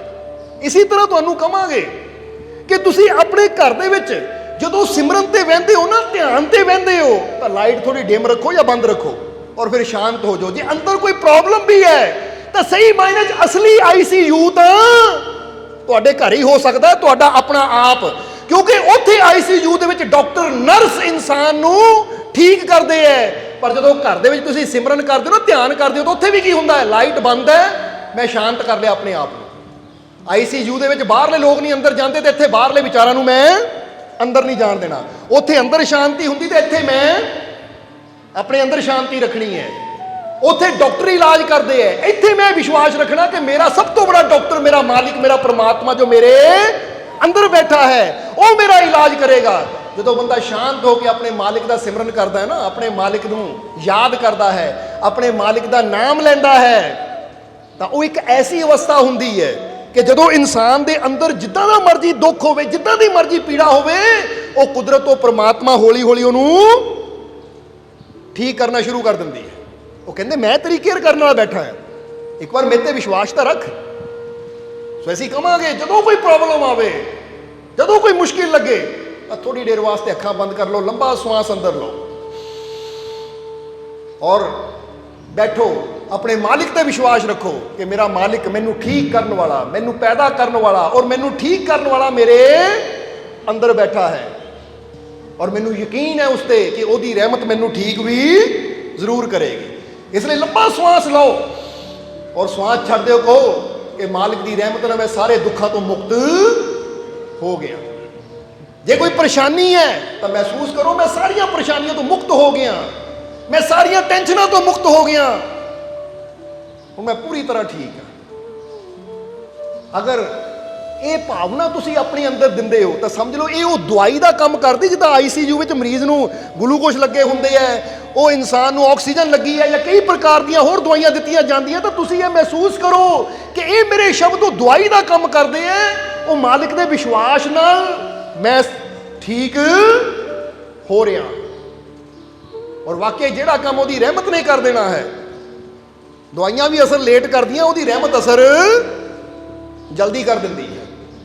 ਇਸ ਲਈ ਸ਼ਬਦਾਂ ਦਾ ਅਸਰ, ਕਿਉਂਕਿ ਜੀਵ ਨੇ ਕਿਹਾ ਕਿ ਨਾਮ ਜਪਣ ਦਾ ਕੋਈ ਫਾਇਦਾ ਵੀ ਹੁੰਦਾ ਹੈ, ਤਾਂ ਯਾਦ ਰੱਖੋ ਕਿ ਜਦੋਂ ਸਾਡੀ ਜ਼ੁਬਾਨ ਤੋਂ ਜਿੱਦਾਂ ਦੇ ਸ਼ਬਦ ਨਿਕਲਦੇ ਆ ਨਾ, ਉਹਦਾ ਪ੍ਰਭਾਵ ਸਾਡੇ ਜੀਵਨ ਤੇ ਜ਼ਰੂਰ ਪੈਂਦਾ ਹੈ। ਇੱਥੇ ਅਸੀਂ ਇੱਕ ਚੀਜ਼ ਤੁਹਾਨੂੰ ਦੱਸਣੀ ਚਾਹਾਂਗੇ ਕਿ ਸਾਨੂੰ ਨਾ ਇੱਕ ਵਾਰ LA ਲਾਸ ਐਂਜਲ ਅਮਰੀਕਾ ਦੇ ਅੰਦਰ ਹੈ, ਜਦੋਂ ਉੱਥੇ ਗਏ ਅਸੀਂ ਪਰਿਵਾਰ ਦੇ ਨਾਲ, ਤਾਂ ਉੱਥੇ ਦੇ ਜੋ ਜੀਵ ਸੀ ਉਹ ਸਾਨੂੰ ਹਾਲੀਵੁੱਡ ਲੈ ਕੇ ਗਏ। ਇੱਕ ਥੀਮ ਪਾਰਕ ਹੈ ਹਾਲੀਵੁੱਡ, ਉੱਥੇ ਲੈ ਕੇ ਗਏ। ਤਾਂ ਉੱਥੇ ਕੀ ਦੇਖਿਆ ਅਸੀਂ ਕਿ ਉੱਥੇ ਇੱਕ ਗਲੀ ਹੈ ਜਿਹਦਾ ਨਾਮ ਹੈ walk of fame. Walk of fame, WALK of fame. ਉਹ ਗਲੀ ਵਿੱਚ ਕੀ ਹੈ? ਹਾਲੀਵੁੱਡ ਦੇ ਅੰਦਰ ਉਹ ਗਲੀ ਹੈ, ਲਾਸ ਐਂਜਲ ਦੇ ਅੰਦਰ ਉਹ ਗਲੀ ਹੈ ਜਿੱਥੇ ਸਟਾਰਾਂ ਦੇ ਨਾਮ ਲਿਖੇ ਹੋਏ ਹੈ, ਸਿਤਾਰਿਆਂ ਦੇ ਨਾਮ ਲਿਖੇ ਹੋਏ ਹੈ। ਚਾਹੇ ਉਹ ਫਿਲਮ ਸਟਾਰ ਹੈ, ਚਾਹੇ ਉਹ ਕਿਸੇ ਗੇਮ ਦੇ ਸਟਾਰ ਹੈ, ਗੇਮ ਮਤਲਬ ਚਾਹੇ ਕੋਈ ਬਾਕਸਰ ਹੈ, ਚਾਹੇ ਕੋਈ ਫੁੱਟਬਾਲ ਸਟਾਰ ਹੈ, ਯਾਨੀ ਉਹਨਾਂ ਦੇ ਨਾਮ ਲਿਖੇ ਹੋਏ ਹੈ। ਔਰ ਜਿਹੜੇ ਸਟਾਰ ਨੂੰ ਲੋਕ ਪਸੰਦ ਕਰਦੇ ਨਾ, ਉਹਦੇ ਕੋਲ ਖੜ ਕੇ ਨਾ ਫੋਟੋ ਖਿਚਾਉਂਦੇ ਆ ਉਹ, ਕਿ ਦੇਖੋ ਆਪਣੇ ਸਟਾਰ ਦੇ ਕੋਲ, ਕਿਉਂਕਿ ਤਾਰੇ ਬਣੇ ਹੋਏ ਹੈ। ਫੋਟੋ ਤੁਸੀਂ ਗੂਗਲ ਤੇ ਦੇਖ ਸਕਦੇ ਹੋ ਕਿ ਕਿੱਦਾਂ ਸਟਾਰ ਬਣਾਏ ਹੋਏ ਆ ਪਿੰਕ ਕਲਰ ਦੇ, ਔਰ ਉੱਥੇ ਉਹਨਾਂ ਨਾਮ ਲਿਖੇ ਹੋਏ, ਕੱਲੇ ਕੱਲੇ ਸਟਾਰ ਦੇ, ਕੱਲੇ ਕੱਲੇ ਸਿਤਾਰੇ ਦੇ ਨਾਮ। ਹੁਣ ਉੱਥੇ ਹਜ਼ਾਰਾਂ ਹੀ ਇਦਾਂ ਦੇ ਸਟਾਰ ਬਣੇ ਹੋਏ ਆ ਜਿੱਥੇ ਨਾਮ ਲਿਖੇ ਗਏ ਆ। ਕੀ ਕਹਿੰਦੇ ਉਹਨੂੰ, ਸਟਰੀਟ ਨੂੰ, ਗਲੀ ਨੂੰ, ਵਾਕ ਆਫ ਫੇਮ। ਹੁਣ ਉੱਥੇ ਅਸੀਂ ਕੀ ਦੇਖਿਆ ਕਿ ਸਾਰੇ ਸਿਤਾਰਿਆਂ ਦੇ ਨਾਮ ਜ਼ਮੀਨ ਤੇ ਹੈ, ਪਰ ਇੱਕੋ ਹੀ ਸਿਤਾਰਾ ਐਸਾ ਹੈ ਜਿਹਦਾ ਨਾਮ ਜ਼ਮੀਨ ਤੇ ਨਹੀਂ ਹੈ, ਜਿਹਦੀ ਤਖਤੀ ਦੀਵਾਰ ਤੇ ਲੱਗੀ ਹੋਈ ਹੈ। ਸਿਰਫ ਇੱਕੋ ਹੀ ਤਖਤੀ ਦੀਵਾਰ ਤੇ ਲੱਗੀ ਹੈ, ਸਮਝਦੇ ਹੋ ਕਿ ਨਹੀਂ? ਔਰ ਉਹ ਤਖਤੀ ਤੇ ਕਿਹਦਾ ਨਾਮ ਲਿਖਿਆ ਹੋਇਆ ਹੈ? ਜ਼ਰਾ ਧਿਆਨ ਦੇਣਾ, ਉਹ ਤਖਤੀ ਤੇ ਨਾਮ ਲਿਖਿਆ ਹੋਇਆ ਇੱਕ ਬਾਕਸਰ ਦਾ, ਜਿਹਦਾ ਨਾਮ ਹੈ ਮੁਹੰਮਦ ਅਲੀ, ਜੋ ਤਕਰੀਬਨ 20 ਸਾਲ ਚੈਂਪੀਅਨ ਰਿਹਾ, ਵਰਲਡ ਚੈਂਪੀਅਨ ਸੀ। ਉਹ ਤਖਤੀ ਹਾਲੀਵੁੱਡ ਵਾਲਿਆਂ ਨੇ ਉਹਨੂੰ ਜਾ ਕੇ ਕਿਹਾ ਕਿ ਤੇਰਾ ਨਾਮ ਵੀ ਅਸੀਂ ਇੱਥੇ ਲਿਖਣਾ ਹੈ, ਕਿਉਂਕਿ ਪਰਮਿਸ਼ਨ ਲੈਂਦੇ ਆ ਪਹਿਲਾਂ। ਉਹ ਜਿਸ ਸਿਤਾਰੇ ਦਾ ਨਾਮ ਲਿਖਣਾ ਹੋਵੇ ਪਰਮਿਸ਼ਨ ਲੈਂਦੇ ਹੈ, ਤਾਂ ਫਿਰ ਉਹਦਾ ਨਾਮ ਉੱਥੇ ਲਿਖਿਆ ਜਾਂਦਾ ਹੈ। ਜਦੋਂ ਉਹਦੀ ਪਰਮਿਸ਼ਨ ਲੈਣ ਗਏ ਤਾਂ ਉਹਨਾਂ ਮਨਾ ਕਰ ਦਿੱਤਾ, ਕਹਿੰਦਾ ਨਹੀਂ, ਮੈਂ ਸਟਰੀਟ ਤੇ ਨਾਮ ਨਹੀਂ ਲਿਖਾਣਾ, ਯਾਨੀ ਜ਼ਮੀਨ ਤੇ ਨਾਮ ਨਹੀਂ ਲਿਖਾਣਾ। ਉਹ ਕਹਿੰਦੇ ਕਿਉਂ? ਬੜੇ ਬੜੇ ਫੇਮਸ ਸਟਾਰਾਂ ਦੇ ਨਾਮ ਉੱਥੇ ਹੈ, ਤੁਸੀਂ ਕਿਉਂ ਨਹੀਂ ਲਿਖਾਣਾ? ਉਹ ਕਹਿੰਦਾ ਦਰਅਸਲ ਮੇਰੇ ਨਾਮ ਦੇ ਵਿੱਚ ਦੋ ਬੜੀਆਂ ਸ਼ਖਸੀਅਤਾਂ ਦਾ ਨਾਮ ਹੈ, ਕਿਉਂਕਿ ਮੇਰਾ ਪਹਿਲਾ ਨਾਮ ਮੁਹੰਮਦ ਹੈ ਔਰ ਦੂਸਰਾ ਨਾਮ ਅਲੀ ਹੈ। ਮੁਹੰਮਦ ਯਾਨੀ ਉਹ ਪੈਗੰਬਰ ਦਾ ਨਾਮ ਹੈ, ਔਰ ਅਲੀ ਯਾਨੀ ਉਹ ਸ਼ੇਰੇ ਖੁਦਾ ਦਾ ਨਾਮ ਹੈ। ਔਰ ਮੈਂ ਨਹੀਂ ਚਾਹੁੰਦਾ ਇਹ ਨਾਮ ਜ਼ਮੀਨ ਤੇ ਲਿਖਿਆ ਜਾਵੇ, ਉਹ ਲੋਕਾਂ ਦੇ ਉੱਤੇ ਪੈਰ ਆਣ। ਇਹਨੂੰ ਵਿਸ਼ਵਾਸ ਕਹਿੰਦੇ ਆ, ਆਪਣੇ ਮਾਲਿਕ ਤੇ ਆਪਣੇ ਰੱਬ ਤੇ ਵਿਸ਼ਵਾਸ। ਸਮਝ ਆ ਰਹੀ ਹੈ ਕਿ ਨਹੀਂ? ਕਿ ਐਡੇ ਵੱਡੇ ਸਟਾਰ ਵੀ ਆਪਣੀ ਉਹਦੇ ਨਾਲ ਸਟਾਰ ਨਹੀਂ ਬਣ ਜਾਂਦੇ, ਉਹ ਵੀ ਆਪਣੇ ਰੱਬ ਤੇ ਯਕੀਨ ਰੱਖਦੇ ਆ, ਆਪਣੇ ਮਾਲਿਕ ਤੇ ਵਿਸ਼ਵਾਸ ਰੱਖਦੇ ਆ। ਉਹਨਾਂ ਦੇ ਅੰਦਰ ਵੀ ਪੀਰਾਂ ਪੈਗੰਬਰਾਂ ਦਾ ਅਦਾਬ ਹੈ, ਇੱਜ਼ਤ ਹੈ, ਫਿਰ ਜਾ ਕੇ ਇਸ ਉਪਲਬਧੀ ਤੇ ਪਹੁੰਚਦੇ ਆ। ਉਹ ਸਮਝਣਾ ਜ਼ਰਾ। ਉਹ ਕਹਿੰਦਾ ਮੇਰਾ ਨਾਮ ਫੇਰ ਹੀ ਤੁਸੀਂ ਲਿਖ ਸਕਦੇ ਹੋ, ਜ਼ਮੀਨ ਤੇ ਨਹੀਂ ਹੋਣਾ ਚਾਹੀਦਾ, ਨਹੀਂ ਤਾਂ ਬਾਕੀ ਸਟਾਰਿਆਂ ਦੇ ਨਾਮ ਜ਼ਮੀਨ ਦੇ ਉੱਤੇ ਲਿਖੇ ਗਏ ਆ, ਜੋ ਕਿ ਤੁਸੀਂ ਦੇਖ ਸਕਦੇ ਹੋ ਸਰਚ ਕਰਕੇ ਗੂਗਲ ਤੇ। ਤੁਸੀਂ ਵਾਕ ਆਫ ਫੇਮ ਲਿਖੋ ਤਾਂ ਸਾਰੀਆਂ ਤਸਵੀਰਾਂ ਸਾਹਮਣੇ ਆ ਜਾਣੀਆਂ। ਇੱਕ ਉਹਦੀ ਤਖਤੀ ਦੀਵਾਰ ਤੇ ਲੱਗੀ ਹੋਈ ਹੈ ਮੁਹੰਮਦ ਅਲੀ ਦੀ, ਕਿਉਂਕਿ ਉਹਨੇ ਇੱਕੋ ਹੀ ਗੱਲ ਕਹਿ ਦਿੱਤੀ ਕਿ ਦੋ ਮਹਾਨ ਸ਼ਖਸੀਅਤਾਂ ਦੇ ਨਾਮ ਮੇਰੇ ਨਾਲ ਜੁੜੇ ਹੋਏ ਹੈ, ਮੁਹੰਮਦ ਔਰ ਅਲੀ। ਮੈਂ ਉਹਨਾਂ ਦੀ ਬੜੀ ਇੱਜ਼ਤ ਕਰਦਾ, ਅਦਾਬ ਕਰਦਾ, ਮੈਂ ਨਹੀਂ ਚਾਹੁੰਦਾ ਉਹਨਾਂ ਦਾ ਨਾਮ ਜ਼ਮੀਨ ਤੇ ਹੋਵੇ, ਲੋਕ ਉਹਨਾਂ ਤੇ ਪੈਰ ਰੱਖਣ। ਇਹਨੂੰ ਕਹਿੰਦੇ ਇੱਜ਼ਤ, ਅਦਾਬ, ਵਿਸ਼ਵਾਸ ਆਪਣੇ ਰੱਬ ਤੇ। ਫਿਰ ਕਿਸੇ ਨੇ ਮੁਹੰਮਦ ਅਲੀ ਨੂੰ ਸਵਾਲ ਕੀਤਾ, ਮੁਹੰਮਦ ਅਲੀ ਨੂੰ ਸਵਾਲ ਕੀਤਾ ਕਿ ਤੁਸੀਂ 20 ਸਾਲ ਦੇ ਕਰੀਬ ਚੈਂਪੀਅਨ ਰਹੇ ਹੋ, 20 ਸਾਲ ਦੇ ਕਰੀਬ ਵਰਲਡ ਚੈਂਪੀਅਨ ਰਹੇ ਹੋ, ਤੁਹਾਡੀ ਇਹ ਜਿੱਤ ਦੇ ਪਿੱਛੇ ਵਜ੍ਹਾ ਕੀ ਹੈ? ਤੁਹਾਡੀ ਜਿੱਤ ਪਿੱਛੇ ਵਜ੍ਹਾ ਕੀ ਹੈ? ਕਿਉਂਕਿ ਇੰਨਾ ਲੰਬਾ ਅਰਸਾ ਸਟਾਰ ਰਹਿਣਾ, ਵਰਲਡ ਚੈਂਪੀਅਨ ਰਹਿਣਾ ਬਹੁਤ ਬੜੀ ਗੱਲ ਹੈ।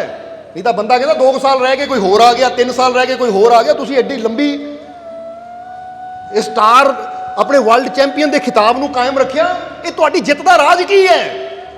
ਤਾਂ ਉਸ ਲਈ ਮੁਹੰਮਦ ਅਲੀ ਨੇ 2 ਗੱਲਾਂ ਕਹੀਆਂ।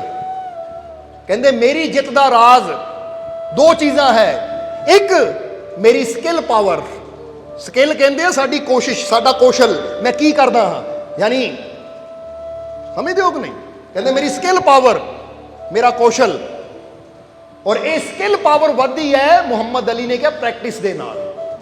ਯਾਨੀ ਜਦੋਂ ਬੰਦਾ ਪ੍ਰੈਕਟਿਸ ਕਰਦਾ ਨਾ ਕਿਸੇ ਚੀਜ਼ ਦੀ, ਰੋਜ਼ ਪ੍ਰੈਕਟਿਸ ਕਰਦਾ ਹੈ, ਰੋਜ਼ ਪ੍ਰੈਕਟਿਸ ਕਰਦਾ ਹੈ, ਤਾਂ ਪ੍ਰੈਕਟਿਸ ਕਰਨ ਦੇ ਨਾਲ ਹੌਲੀ ਹੌਲੀ ਹੌਲੀ ਹੌਲੀ ਉਹ ਕੀ ਹੁੰਦਾ ਹੈ, ਉਹ ਕੰਮ ਕਰਨ ਵਿੱਚ ਮਾਹਿਰ ਹੋ ਜਾਂਦਾ ਹੈ। ਜਿੱਦਾਂ ਤੁਹਾਨੂੰ ਪਹਿਲਾਂ ਦੱਸਿਆ ਮੁਸਤਫਾ, ਜਿਨ੍ਹਾਂ ਕਿ ਰੱਸੀ ਦੇ ਉੱਪਰ ਮੋਟਰਸਾਈਕਲ ਚਲਾਇਆ, ਰੋਜ਼ ਪ੍ਰੈਕਟਿਸ ਕਰਨ ਦੇ ਨਾਲ ਇੱਕ ਟਾਈਮ ਉਹ ਆ ਗਿਆ ਕਿ ਰੱਸੀ ਤੇ ਵੀ ਉਹ ਮੋਟਰਸਾਈਕਲ ਚਲਾ ਸਕਦਾ। ਜਿੱਦਾਂ ਕਈ ਵਾਰ ਤਾਂ ਤੁਸੀਂ ਦੇਖਿਆ ਹੋਵੇਗਾ, ਰੋਡ ਤੇ ਜਾਂਦੇ ਹੋ ਤਾਂ ਕਈ ਇਦਾਂ ਦੇ ਨੌਜਵਾਨ ਹੁੰਦੇ, ਹੱਥ ਛੱਡ ਕੇ ਮੋਟਰਸਾਈਕਲ ਚਲਾ ਰਹੇ ਹੈ, ਕੋਈ ਖੜ ਕੇ ਮੋਟਰਸਾਈਕਲ ਚਲਾ ਰਿਹਾ ਹੈ, ਉਹ ਕਰਤੱਵ ਦਿਖਾਉਂਦੇ, ਕਿਉਂਕਿ ਉਹਨਾਂ ਨੂੰ ਪ੍ਰੈਕਟਿਸ ਹੋ ਚੁੱਕੀ ਹੈ। ਤਾਂ ਆਮ ਬੰਦਾ ਜਦੋਂ ਮੋਟਰਸਾਈਕਲ ਚਲਾਉਂਦਾ ਬੜੀ ਜ਼ੋਰ ਨਾਲ ਹੈਂਡਲ ਫੜਦਾ, ਕਿਤੇ ਘੁੰਮ ਨਾ ਜਾਵੇ। ਤੁਹਾਡੇ 'ਚੋਂ ਵੀ ਕਈ ਇਦਾਂ ਦੇ ਹੋਣਗੇ ਜਿਹੜੇ ਹੈਂਡਲ ਬੜਾ ਘੁੱਟ ਕੇ ਫੜਦੇ ਆ, ਕਿਤੇ ਭਾਈ ਹਿੱਲ ਹੀ ਨਾ ਜਾਵੇ। ਤਾਂ ਉਹ ਵੀ ਆ ਜਿਹੜੇ ਛੱਡ ਕੇ ਚਲਾ ਰਹੇ ਆ, ਖੜ ਵੀ ਜਾਂਦੇ ਆ, ਕਈ ਕਰਤੱਵ ਦਿਖਾਉਂਦੇ ਇਦਾਂ ਦੇ, ਖੜ ਵੀ ਜਾਂਦੇ ਆ, ਕਿਉਂਕਿ ਉਹਨਾਂ ਦੀ ਪ੍ਰੈਕਟਿਸ। ਸੋ ਮੁਹੰਮਦ ਅਲੀ ਨੇ ਕਿਹਾ ਪਹਿਲੀ ਹੈ ਮੇਰੀ ਸਕਿੱਲ ਪਾਵਰ, ਜਿਸਨੇ ਯਾਨੀ ਉਹ ਸਕਿੱਲ ਪਾਵਰ ਵੱਧਦੀ ਹੈ ਪ੍ਰੈਕਟਿਸ ਦੇ ਨਾਲ, ਮਿਹਨਤ ਦੇ ਨਾਲ। ਔਰ ਦੂਸਰੀ ਹੈ ਮੇਰੀ ਵਿਲ ਪਾਵਰ। ਵਿਲ ਪਾਵਰ ਕਹਿੰਦੇ ਇੱਛਾ ਸ਼ਕਤੀ ਨੂੰ, ਆਤਮਿਕ ਸ਼ਕਤੀ ਨੂੰ, ਕਿ ਜਦੋਂ ਮੈਂ ਰਿੰਗ ਵਿੱਚ ਜਾਂਦਾ ਹਾਂ, ਜੇ ਮੈਂ ਕਿਤੇ ਗਿਰ ਵੀ ਜਾਵਾਂ ਤਾਂ ਉਸ ਲਈ ਮੇਰੀ ਸਕਿੱਲ ਪਾਵਰ ਤਾਂ ਹਾਰ ਜਾਂਦੀ ਹੈ, ਪਰ ਮੇਰੀ ਵਿਲ ਪਾਵਰ, ਇੱਛਾ ਸ਼ਕਤੀ ਕਹਿੰਦੀ ਉੱਠ ਉੱਠ ਔਰ ਇਹਨੂੰ ਹਰਾ। ਕਿਉਂਕਿ ਬਹੁਤ ਵਾਰ ਇਦਾਂ ਹੁੰਦਾ ਕਿ ਸਰੀਰਕ ਤੌਰ ਤੇ ਤਾਂ ਬੰਦਾ ਥੱਕ ਜਾਂਦਾ ਹੈ, ਹਾਰ ਜਾਂਦਾ ਹੈ, ਪਰ ਜਦੋਂ ਅੰਦਰੋਂ ਉਹਦੀ ਵਿਲ ਪਾਵਰ ਕਹਿੰਦੀ ਨਾ ਕਰ, ਤੈਨੂੰ ਕਰਨਾ ਪੈਣਾ ਹੈ, ਤਾਂ ਥੱਕਿਆ ਬੰਦਾ ਵੀ ਦੁਬਾਰਾ ਉੱਠ ਕੇ ਖੜਾ ਹੋ ਜਾਂਦਾ ਹੈ। ਇਸ ਲਈ ਕਿਹਾ ਜਾਂਦਾ ਸਕਿੱਲ ਪਾਵਰ ਨਾਲੋਂ ਜ਼ਿਆਦਾ ਜ਼ਰੂਰੀ ਹੁੰਦੀ ਹੈ ਬੰਦੇ ਦੀ ਵਿਲ ਪਾਵਰ, ਇੱਛਾ ਸ਼ਕਤੀ। ਸਮਝਦੇ ਹੋ ਕਿ ਨਹੀਂ? ਇੱਛਾ ਸ਼ਕਤੀ ਕਿ ਮੈਂ ਇਹ ਕੰਮ ਕਰ ਸਕਦਾ ਹਾਂ। ਔਰ ਉਹਨੇ ਪੁੱਛਿਆ ਜੀ ਵਿਲ ਪਾਵਰ ਕਿੱਦਾਂ ਵੱਧਦੀ ਹੈ? ਕਿ ਸਕਿੱਲ ਪਾਵਰ ਤਾਂ ਤੁਸੀਂ ਦੱਸ ਦਿੱਤਾ ਕਿ ਪ੍ਰੈਕਟਿਸ ਨਾਲ ਵੱਧਦੀ ਹੈ, ਇਹ ਵਿਲ ਪਾਵਰ ਕਿੱਦਾਂ ਵੱਧਦੀ ਹੈ? ਤਾਂ ਮੁਹੰਮਦ ਅਲੀ ਨੇ ਕਿਹਾ ਵਿਲ ਪਾਵਰ ਵੱਧਦੀ ਹੈ ਆਪਣੇ ਰੱਬ ਤੇ ਵਿਸ਼ਵਾਸ ਨਾਲ। ਕਿੱਦਾਂ ਵੱਧਦੀ ਹੈ? ਵਿਸ਼ਵਾਸ ਕਿੱਦਾਂ ਵੱਧਦਾ ਇਨਸਾਨ ਦਾ? ਕਿਉਂਕਿ ਜਦੋਂ ਉਹਨੂੰ ਇਹ ਵਿਸ਼ਵਾਸ ਹੁੰਦਾ ਹੈ ਕੋਈ ਮੇਰੇ ਤੋਂ ਵੀ ਬੜੀ ਤਾਕਤ ਮੇਰੇ ਨਾਲ ਖੜੀ ਹੈ, ਮੈਨੂੰ ਬਚਾਉਣ ਵਾਲੀ ਹੈ, ਤਾਂ ਬੰਦੇ ਦਾ ਆਪਣਾ ਵਿਸ਼ਵਾਸ ਆਪੇ ਹੀ ਹਾਈ ਹੋ ਜਾਂਦਾ ਹੈ। ਹੋ ਜਾਂਦਾ ਕਿ ਨਹੀਂ?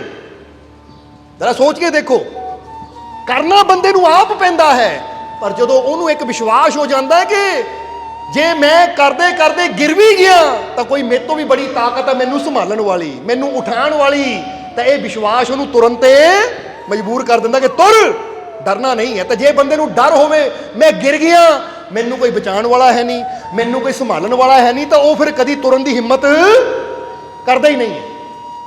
ਬੋਲੋ ਹੁੰਦਾ ਕਿ ਨਹੀਂ?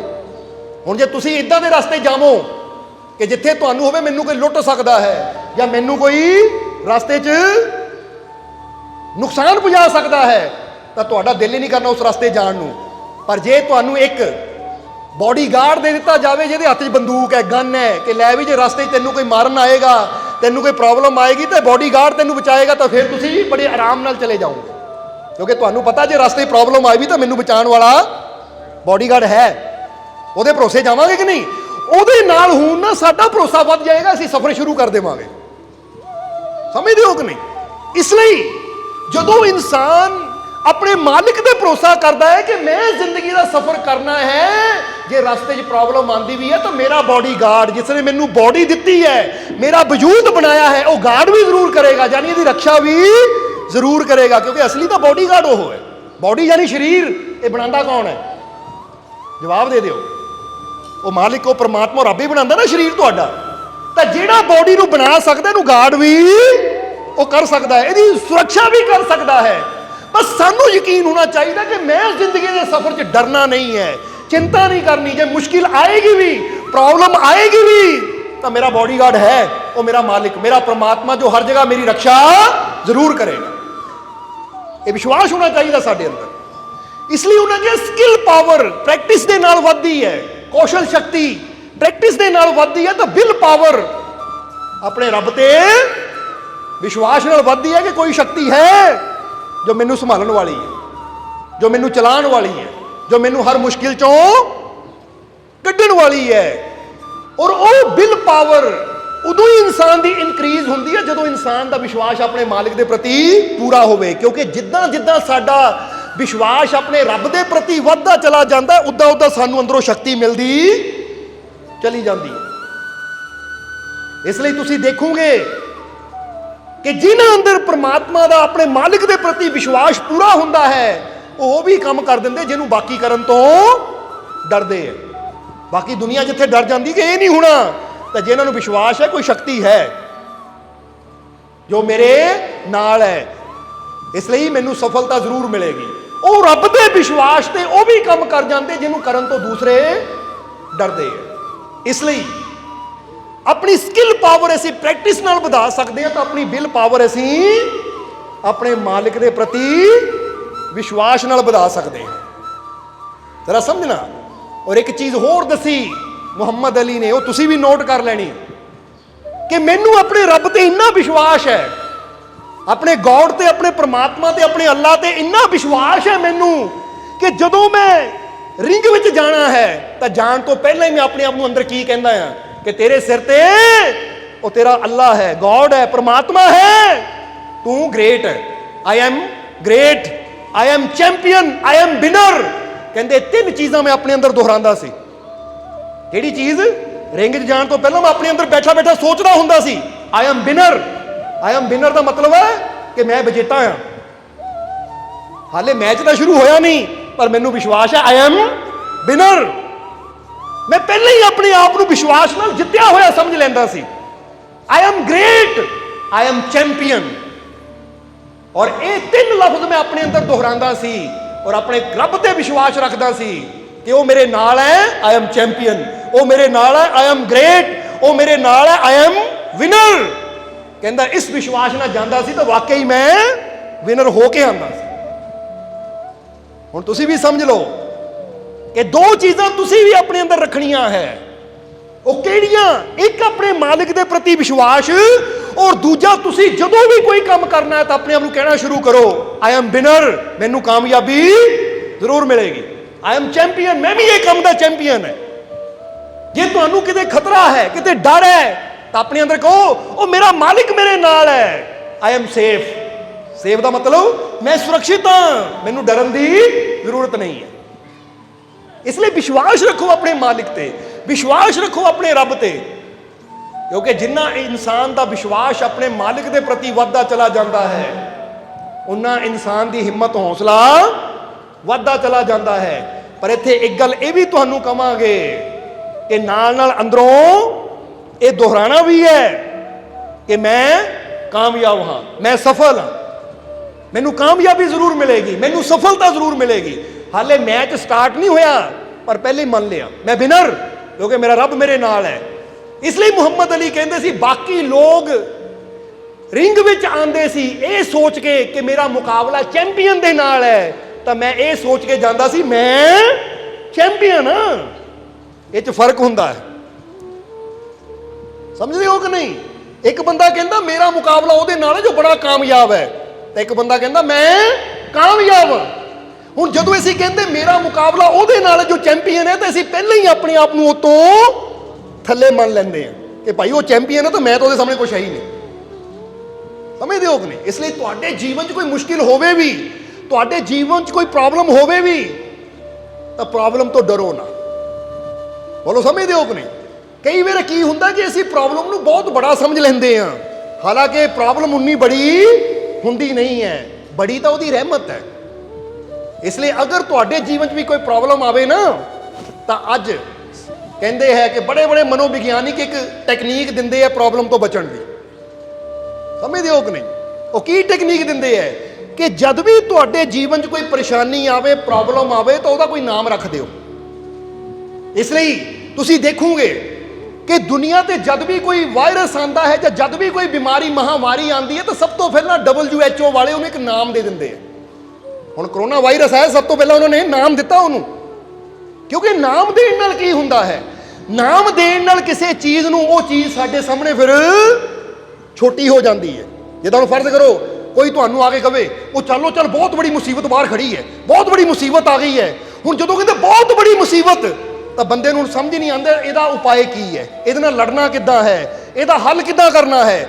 ਪਰ ਜਦੋਂ ਕੋਈ ਕਵੇ ਉਹ ਭਾਈ ਬਾਹਰ ਸ਼ੇਰ ਆ ਗਿਆ ਹੈ, ਤਾਂ ਸ਼ੇਰ ਦਾ ਨਾਮ ਸੁਣ ਕੇ ਬੰਦੇ ਨੂੰ ਕਈ ਹੱਲ ਨਜ਼ਰ ਆ ਜਾਂਦੇ ਕਿ ਸ਼ੇਰ ਹੈ ਤਾਂ ਅਸੀਂ ਗੋਲੀ ਵੀ ਮਾਰ ਸਕਦੇ ਹਾਂ, ਤੀਰ ਵੀ ਮਾਰ ਸਕਦੇ ਹਾਂ, ਤਲਵਾਰ ਵੀ ਮਾਰ ਸਕਦੇ ਹਾਂ, ਉਹਨੂੰ ਪਿੰਜਰੇ 'ਚ ਵੀ ਬੰਦ ਕਰ ਸਕਦੇ ਹਾਂ, ਜਾਲ ਨਾਲ ਵੀ ਫੜ ਸਕਦੇ ਹਾਂ, ਕੋਈ ਨਾ ਕੋਈ ਸ਼ਿਕਾਰੀ ਬੁਲਾ ਸਕਦੇ ਹਾਂ। ਯਾਨੀ ਨਾਮ ਸਾਹਮਣੇ ਆਉਣ ਨਾਲ ਉਹਦਾ ਹੱਲ ਵੀ। ਤਾਂ ਜਦੋਂ ਨਾਮ ਨਾ ਹੋਵੇ ਮੁਸੀਬਤ ਬਹੁਤ ਬੜੀ ਹੈ। ਤਾਂ ਹੁਣ ਬੰਦੇ ਨੂੰ ਪਤਾ ਹੀ ਨਹੀਂ ਹੈ ਮੁਸੀਬਤ ਬਹੁਤ ਬੜੀ ਹੈ, ਤਾਂ ਬੰਦਾ ਕਦੀ ਉਹਦਾ ਉਪਾਏ ਵੀ ਸੋਚ ਨਹੀਂ ਸਕਦਾ। ਇਸ ਲਈ ਤੁਹਾਡੇ ਜੀਵਨ 'ਚ ਅਗਰ ਕੋਈ ਮੁਸ਼ਕਿਲ ਆਵੇ ਨਾ, ਪਹਿਲਾਂ ਉਹਦਾ ਨਾਮ ਰੱਖ ਦਿਓ। ਫਰਜ਼ ਕਰੋ ਕਾਰੋਬਾਰ ਦੀ ਮੁਸ਼ਕਿਲ ਹੈ ਤਾਂ ਕੋਈ ਨਾਮ ਰੱਖ ਦਿਓ। ਜਦੋਂ ਨਾਮ ਰੱਖ ਦਿੰਦੇ ਆ ਤਾਂ ਫਿਰ ਕੀ ਹੁੰਦਾ ਹੈ, ਉਹ ਚੀਜ਼ ਦਾ ਹੱਲ ਕਰਨ ਵਾਸਤੇ ਸਾਡਾ ਮਾਈਂਡ ਤਿਆਰ ਹੋ ਜਾਂਦਾ ਹੈ। ਸਮਝਦੇ ਹੋ ਕਿ ਨਹੀਂ? ਹੁਣ ਬੰਦਾ ਕਹਿੰਦਾ ਘਰ ਦੇ ਵਿੱਚ ਪ੍ਰੋਬਲਮ ਆ ਗਈ, ਤਾਂ ਫਰਜ਼ ਕਰੋ ਨਾਮ ਰੱਖ ਦੇ, ਤੀਰ ਆ ਰਿਹਾ ਮੇਰੀ ਤਰਫ, ਕੋਈ ਨਹੀਂ ਤੀਰ ਆ ਰਿਹਾ ਤਾਂ ਬਚਣ ਦੇ ਉਪਾਏ ਵੀ ਮੈਂ ਕਈ ਕਰ ਸਕਦਾ, ਕਈ ਹੱਲ ਹੈ ਤੀਰ ਤੋਂ ਬਚਣ ਦੇ, ਇਹ ਮੁਸ਼ਕਿਲ ਤੋਂ ਬਚਣ ਦੇ। ਤਾਂ ਜੇ ਕਹਿੰਦਾ ਬਹੁਤ ਬੜੀ ਪ੍ਰੋਬਲਮ ਆ ਰਹੀ ਹੈ, ਬਹੁਤ ਬੜੀ ਪ੍ਰੋਬਲਮ, ਮਨ ਉਹ ਛੋਟੀ ਜਿਹੀ ਪਰੇਸ਼ਾਨੀ ਨੂੰ ਵੀ ਇਦਾਂ ਬੜਾ ਸਮਝ ਲੈਂਦਾ ਕਿ ਮਨ ਨੂੰ ਸਮਝ ਨਹੀਂ ਆਉਂਦੀ ਬੜੀ ਪ੍ਰੋਬਲਮ ਹੈ ਕਿਹੜੀ। ਉਹ ਜਿਹੜੀ ਪ੍ਰੋਬਲਮ ਦਾ ਨਾਂ ਹੀ ਨਹੀਂ ਪਤਾ, ਪ੍ਰੋਬਲਮ ਬਾਰੇ ਨਹੀਂ ਪਤਾ, ਉਹਦੇ ਨਾਲ ਅਸੀਂ ਲੜ ਵੀ ਨਹੀਂ ਸਕਦੇ, ਉਹਦਾ ਹੱਲ ਵੀ ਨਹੀਂ ਕਰ ਸਕਦੇ। ਇਸ ਲਈ ਮਨੋਵਿਗਿਆਨੀ ਕਹਿੰਦੇ ਹੈ ਕਿ ਜਦੋਂ ਕਿਸੇ ਵੀ ਪਰੇਸ਼ਾਨੀ ਦਾ ਅਸੀਂ ਨਾਮ ਰੱਖ ਦਿੰਦੇ ਆ ਨਾ, ਤਾਂ ਨਾਮ ਰੱਖਣ ਨਾਲ ਸਾਡਾ ਮਨ ਉਹ ਤੋਂ ਬਚਾਵ ਦੇ ਉਪਾਏ ਲੱਭਣੇ ਸ਼ੁਰੂ ਕਰ ਦਿੰਦਾ ਹੈ। ਕਿ ਅਗਰ ਇਹ ਪ੍ਰੋਬਲਮ ਹੈ, ਹੁਣ ਫਰਜ਼ ਕਰੋ ਜਿੱਦਾਂ ਦੱਸਿਆ ਕਿ ਤੁਹਾਡੇ ਸਾਹਮਣੇ ਸ਼ੇਰ ਆ ਜਾਵੇ ਤਾਂ ਤੁਹਾਡੇ ਮਨ ਨੇ ਉਪਾਏ ਲੱਭਣੇ ਕਿ ਸਾਹਮਣੇ ਸ਼ੇਰ ਹੈ ਤਾਂ ਮੈਂ ਕਿਹੜਾ ਉਪਾਏ ਕਰਕੇ ਤੋਂ ਬਚ ਸਕਦਾ। ਸਮਝ ਆ ਗਈ ਕਿ ਨਹੀਂ? ਜੇ ਤੁਹਾਡੇ ਸਾਹਮਣੇ ਕੁੱਤਾ ਆ ਜਾਵੇ ਤਾਂ ਹੁਣ ਤੁਹਾਡੇ ਮਨ ਨੇ ਸ਼ੇਰ ਵਾਲੇ ਉਪਾਏ ਨਹੀਂ ਲੱਭਣੇ, ਫਿਰ ਕੁੱਤੇ ਵਾਲੇ ਉਪਾਏ ਲੱਭਣੇ, ਕੁੱਤੇ ਤੋਂ ਕਿੱਦਾਂ ਬਚਿਆ ਜਾਵੇ, ਕਿਉਂਕਿ ਹਰੇਕ ਤੋਂ ਬਚਣ ਦੇ ਉਪਾਏ ਅਲੱਗ ਹੁੰਦੇ ਆ। ਸਮਝ ਆ ਰਹੀ ਸਾਡੀ ਗੱਲ? ਇਸ ਲਈ ਡਾਕਟਰ ਵੀ ਕੀ ਕਰਦੇ ਹੈ ਕਿ ਸਭ ਤੋਂ ਪਹਿਲਾਂ ਜਦੋਂ ਇਨਸਾਨ ਕਹਿੰਦਾ ਮੈਨੂੰ ਕੋਈ ਬਿਮਾਰੀ ਹੈ, ਤਾਂ ਸਭ ਤੋਂ ਪਹਿਲਾਂ ਉਹ ਬਿਮਾਰੀ ਨੂੰ ਲੱਭਦੇ ਆ ਕਿ ਬਿਮਾਰੀ ਹੈ ਕਿਹੜੀ, ਇਹਨੂੰ ਟੀਵੀ ਹੈ, ਪੀਲੀਆ ਹੈ, ਸ਼ੂਗਰ ਹੈ, ਪ੍ਰੋਬਲਮ ਕੀ ਹੈ। ਕਿਉਂਕਿ ਜਦੋਂ ਨਾਮ ਸਾਹਮਣੇ ਆ ਜਾਂਦਾ ਹੈ ਆਹ ਬਿਮਾਰੀ ਹੈ ਤਾਂ ਫਿਰ ਹੱਲ ਵੀ ਹੋ ਜਾਂਦਾ ਹੈ। ਜਿੱਦਾਂ ਕਈ ਵਾਰ ਕਈ ਕਹਿੰਦੇ ਨਾ, ਕਈਆਂ ਨੇ ਬਿਮਾਰੀਆਂ ਦੇ ਨਾਮ ਇਦਾਂ ਰੱਖੇ, ਮੇਰੇ ਢਿੱਡ 'ਚ ਘਾਉ ਮਾਊ ਹੁੰਦੀ ਤਾਂ ਡਾਕਟਰ ਪਰੇਸ਼ਾਨ ਹੈ, ਘਾਉ ਮਾਊ ਹੁੰਦਾ ਕੀ ਹੈ ਭਾਈ, ਮੇਰੇ ਗੋਡਿਆਂ ਸ਼ਰ ਸ਼ਰ ਝਰ ਝਰ ਹੁੰਦੀ ਹੈ। ਉਹ ਪ੍ਰੋਬਲਮ ਹੁਣ ਉਸਲੇ ਬੰਦੇ ਨੂੰ ਸਮਝ ਨਹੀਂ ਆਉਂਦੀ ਕਿ ਪ੍ਰੋਬਲਮ ਕੀ ਹੈ। ਇਸ ਲਈ ਨਾਮ ਦੇਖਦੇ ਆ ਪਹਿਲਾਂ ਕਿ ਭਾਈ ਨਾਮ ਕੀ ਹੈ। ਇਸ ਲਈ ਹਰ ਮੁਸ਼ਕਿਲ ਦਾ ਹੱਲ ਹੋ ਜਾਂਦਾ ਹੈ। ਜਿਹੜਾ ਤੁਸੀਂ ਆਪ ਸੋਚੋ ਕਿ ਜਦੋਂ ਇਨਸਾਨ ਨੂੰ ਬਿਮਾਰੀ ਦਾ ਨਾਮ ਪਤਾ ਹੋਵੇ ਤਾਂ ਬੰਦਾ ਕੀ ਕਹਿੰਦਾ ਹੈ, ਹਾਂ ਇਹ ਬਿਮਾਰੀ ਦਾ ਇਲਾਜ ਉੱਥੇ ਹੁੰਦਾ ਹੈ। ਕੋਈ ਨਾ ਕੋਈ ਡਾਕਟਰ ਹੈ, ਕੰਨ ਦੀ ਬਿਮਾਰੀ ਹੈ ਤਾਂ ਭਾਈ ਨੱਕ ਕੰਨ ਗਲੇ ਦਾ ਡਾਕਟਰ ਉੱਥੇ ਚਲੇ ਜਾਓ। ਤਾਂ ਜਦੋਂ ਬੰਦਾ ਕਹੇ ਬਿਮਾਰੀ ਹੈ, ਨਾਮ ਹੀ ਨਹੀਂ ਪਤਾ, ਤਾਂ ਬੰਦਾ ਕੋਈ ਸੁਝਾਵ ਦੇ ਹੀ ਨਹੀਂ ਸਕਦਾ ਕਿ ਜਾਣਾ ਕਿੱਕੋ ਹੈ। ਇਸ ਲਈ ਭਾਈ ਪਹਿਲਾਂ ਬਿਮਾਰੀ ਲੱਭ ਕੀ ਹੈ, ਤਾਂ ਹੀ ਡਾਕਟਰ ਸਕੈਨਿੰਗ ਕਰਾਉਂਦੇ ਆ। ਸਕੈਨਿੰਗ ਕਰਾਉਣ ਤੋਂ ਬਾਅਦ ਕਹਿੰਦੇ ਹੈ ਕਿ ਤੈਨੂੰ ਫਲਾਣੇ ਡਾਕਟਰ ਦੀ ਜ਼ਰੂਰਤ ਹੈ, ਉਹਨੂੰ ਕੋ ਜਾ ਕੇ ਦਿਖਾ, ਕਿਉਂਕਿ ਇਹ ਬਿਮਾਰੀ ਉਹ ਠੀਕ ਕਰਦਾ ਹੈ। ਇਸ ਲਈ ਤੁਹਾਡੇ ਜੀਵਨ 'ਚ ਵੀ ਕੋਈ ਪ੍ਰੋਬਲਮ ਆਉਂਦੀ ਤਾਂ ਉਹਨੂੰ ਕਦੀ ਪ੍ਰੋਬਲਮ ਨਾ ਕਹੋ, ਉਹਦਾ ਵੀ ਕੋਈ ਨਾ ਕੋਈ ਛੋਟਾ ਮੋਟਾ ਨਾਮ ਰੱਖ ਦਿਓ। ਬੋਲੋ ਸਮਝਦੇ ਹੋ ਕਿ ਨਹੀਂ? ਨਾਮ ਰੱਖਣ ਨਾਲ ਕੀ ਹੋਏਗਾ, ਜਿੱਦਾਂ ਹੀ ਨਾਮ ਆਏਗਾ ਤਾਂ ਫਿਰ ਉਹਦੇ ਬਚਣ ਦੇ ਉਪਾਏ ਵੀ ਤੁਹਾਡਾ ਮਨ ਸੋਚਣਾ ਸ਼ੁਰੂ ਕਰ ਦੇਗਾ। ਕਿਉਂਕਿ ਹਰ ਪ੍ਰੋਬਲਮ ਦਾ ਹੱਲ, ਇਹ ਗੱਲ ਯਾਦ ਰੱਖਣਾ ਕਿ ਦੁਨੀਆ ਤੇ ਇੰਨੇ ਇਨਸਾਨ ਹੋ ਚੁੱਕੇ ਹੈ ਕਿ ਜਿਹੜੀ ਪ੍ਰੋਬਲਮ ਅੱਜ ਤੁਹਾਨੂੰ ਨੇ, ਉਹ ਪ੍ਰੋਬਲਮ ਦੀ ਕਦੀ ਨਾ ਕਦੀ ਕੋਈ ਰਿਹਾ ਸੀ। ਔਰ ਜੇ ਉਹ ਉਸ ਤੋਂ ਨਿਕਲ ਸਕਦਾ ਤਾਂ ਮੈਂ ਵੀ ਨਿਕਲ ਸਕਦਾ। ਹੁਣ ਇਨਸਾਨ ਕਹੇ ਜੀ ਮੈਨੂੰ ਸ਼ੂਗਰ ਹੈ, ਤਾਂ ਸ਼ੂਗਰ ਬਹੁਤ ਲੋਕਾਂ ਦੀ ਠੀਕ ਵੀ ਹੋਈ ਹੈ, ਬਸ ਮੈਨੂੰ ਉਹ ਉਪਾਏ ਦੇਖਣੇ ਪੈਣੇ ਕਿ ਠੀਕ ਕਿੱਦਾਂ ਹੋਣੀ। ਮੈਨੂੰ ਬੀਪੀ ਹਾਈ ਰਹਿੰਦਾ ਤਾਂ ਬਹੁਤ ਲੋਕਾਂ ਦਾ ਬੀਪੀ ਹਾਈ ਸੀ, ਠੀਕ ਹੋਇਆ, ਬਸ ਉਹ ਉਪਾਏ ਮੈਨੂੰ ਵੀ ਵਰਤਣੇ ਪੈਣੇ। ਸੋ ਹਰ ਮੁਸ਼ਕਿਲ ਦਾ ਹੱਲ ਹੈ, ਕਿਉਂਕਿ ਪ੍ਰਮਾਤਮਾ ਨੇ, ਉਹ ਪ੍ਰਭੂ ਨੇ, ਜਰਾ ਦੇਖੋ ਇਨਸਾਨ ਨੂੰ ਇੰਨੀ ਸਮਝ ਦਿੱਤੀ ਹੋਈ ਹੈ, ਇਨਸਾਨ ਨੂੰ ਇੰਨੀ ਅਕਲ ਦਿੱਤੀ ਹੋਈ ਹੈ ਕਿ ਇਨਸਾਨ ਹਰ ਮੁਸ਼ਕਿਲ ਦਾ ਹੱਲ ਕਰ ਸਕਦਾ ਹੈ। ਨਹੀਂ ਤਾਂ ਇੱਕ ਗੱਲ ਦਾ ਜਵਾਬ ਦੇਣਾ, ਸਾਨੂੰ ਜਵਾਬ ਦੇਣਾ ਦਊਂਗੇ ਕਿ ਨਹੀਂ, ਕਿ ਦੁਨੀਆ ਦੇ ਉੱਪਰ ਹਰ ਸਾਲ ਚਾਹੇ ਬਕਰੀਦ ਹੋਵੇ ਜਾਂ ਉੱਦਾਂ ਕਸਾਈ ਘਰਾਂ ਵਿੱਚ ਜਾ ਕੇ ਦੇਖੋ ਕਿੰਨੇ ਮੁਰਗੇ ਕਿੰਨੇ ਬੱਕਰੇ ਵੱਢੇ ਜਾਂਦੇ ਆ, ਵੱਢੇ ਜਾਂਦੇ ਆ ਕਿ ਨਹੀਂ? ਕਿੰਨੇ ਮੁਰਗੇ, ਕਿੰਨੇ ਸੂਅਰ, ਕਿੰਨੇ ਬੱਕਰੇ ਵੱਢੇ ਜਾਂਦੇ ਆ ਰੋਜ਼। ਪਰ ਅੱਜ ਤੱਕ ਕਦੀ ਮੁਰਗਿਆਂ ਨੇ ਇਹ ਹੱਲ ਲੱਭਣ ਦੀ ਕੋਸ਼ਿਸ਼ ਕੀਤੀ, ਬੱਕਰਿਆਂ ਨੇ ਹੱਲ ਲੱਭਣ ਦੀ ਕੋਸ਼ਿਸ਼ ਕੀਤੀ ਕਿ ਸਾਨੂੰ ਰੋਜ਼ ਕਸਾਈ ਘਰਾਂ 'ਚ ਵੱਢਿਆ ਜਾਂਦਾ, ਅਸੀਂ ਬਚਾਵ ਦਾ ਹੱਲ ਲੱਭੀਏ? ਮੁਰਗਿਆਂ ਨੇ ਕਦੀ ਲੱਭਣ ਦੀ ਕੋਸ਼ਿਸ਼ ਕੀਤੀ ਕਿ ਅਸੀਂ ਹੱਲ ਲੱਭੀਏ? ਨਹੀਂ, ਉਹ ਰੋਜ਼ ਕੱਟੇ ਜਾਂਦੇ, ਉਹ ਤਾਂ ਵੀ ਬੈਠੇ ਮਸਤ ਹੋ ਗਏ। ਔਰ ਇਨਸਾਨ ਦੇ ਉੱਪਰ ਪ੍ਰੋਬਲਮ ਆਉਂਦੀ ਹੈ। ਹੁਣ ਆ ਕਰੋਨਾ ਆਇਆ, ਚਾਹੇ 1.5 ਸਾਲ ਲੱਗ ਗਿਆ, ਪਰ ਫਿਰ ਵੀ ਬੰਦੇ ਨੇ ਹੱਲ, ਉਹਦੀ ਵੈਕਸੀਨ ਤਿਆਰ ਕਰ ਲਈ। ਕਿਉਂਕਿ ਬੰਦੇ ਨੂੰ ਪ੍ਰਮਾਤਮਾ ਨੇ ਇਦਾਂ ਦਾ ਬਣਾਇਆ ਹੈ ਕਿ ਜੇ ਤੇਰੇ ਜੀਵਨ 'ਚ ਮੁਸੀਬਤ ਹੈ, ਪਰੇਸ਼ਾਨੀ ਹੈ, ਔਰ ਤੂੰ ਕੋਸ਼ਿਸ਼ ਕਰੇ ਤਾਂ ਹਰ ਪਰੇਸ਼ਾਨੀ ਦਾ ਹੱਲ ਤੂੰ ਕਰ ਸਕਦਾ ਹੈ। ਪਰ ਜੇ ਅਸੀਂ ਪਰੇਸ਼ਾਨੀ ਨੂੰ ਦੇਖ ਕੇ ਉਹਦਾ ਹੱਲ ਕਰਨ ਦੀ ਕੋਸ਼ਿਸ਼ ਨਾ ਕਰੀਏ, ਬਲਕਿ ਦਿਲ ਛੱਡ ਕੇ ਬਹਿ ਜਾਈਏ ਕਿ ਲੈ ਇਹਦਾ ਹੱਲ ਹੈ ਹੀ ਨਹੀਂ, ਤਾਂ ਫਿਰ ਸਾਡੇ 'ਚ ਤਾਂ ਜਾਨਵਰਾਂ 'ਚ ਕੋਈ ਫਰਕ ਨਹੀਂ ਹੈ। ਕਿਉਂਕਿ ਜਾਨਵਰਾਂ ਤੇ ਇੰਨੀਆਂ ਮੁਸੀਬਤਾਂ ਆ ਰਹੀਆਂ, ਰੋਜ਼ ਕੱਟੇ ਜਾ ਰਹੇ ਆ, ਉਹ ਹੱਲ ਲੱਭਣ ਦੀ ਕੋਸ਼ਿਸ਼ ਨਹੀਂ ਕਰਦੇ, ਔਰ ਸਾਡੇ ਤੇ ਮੁਸੀਬਤ ਆਈ ਅਸੀਂ ਹੱਲ ਲੱਭਣ ਦੀ ਕੋਸ਼ਿਸ਼ ਨਹੀਂ ਕਰਦੇ, ਤਾਂ ਕੀ ਫਰਕ ਰਹਿ ਗਿਆ ਫਿਰ ਸਾਡੇ ਜਾਨਵਰਾਂ 'ਚ।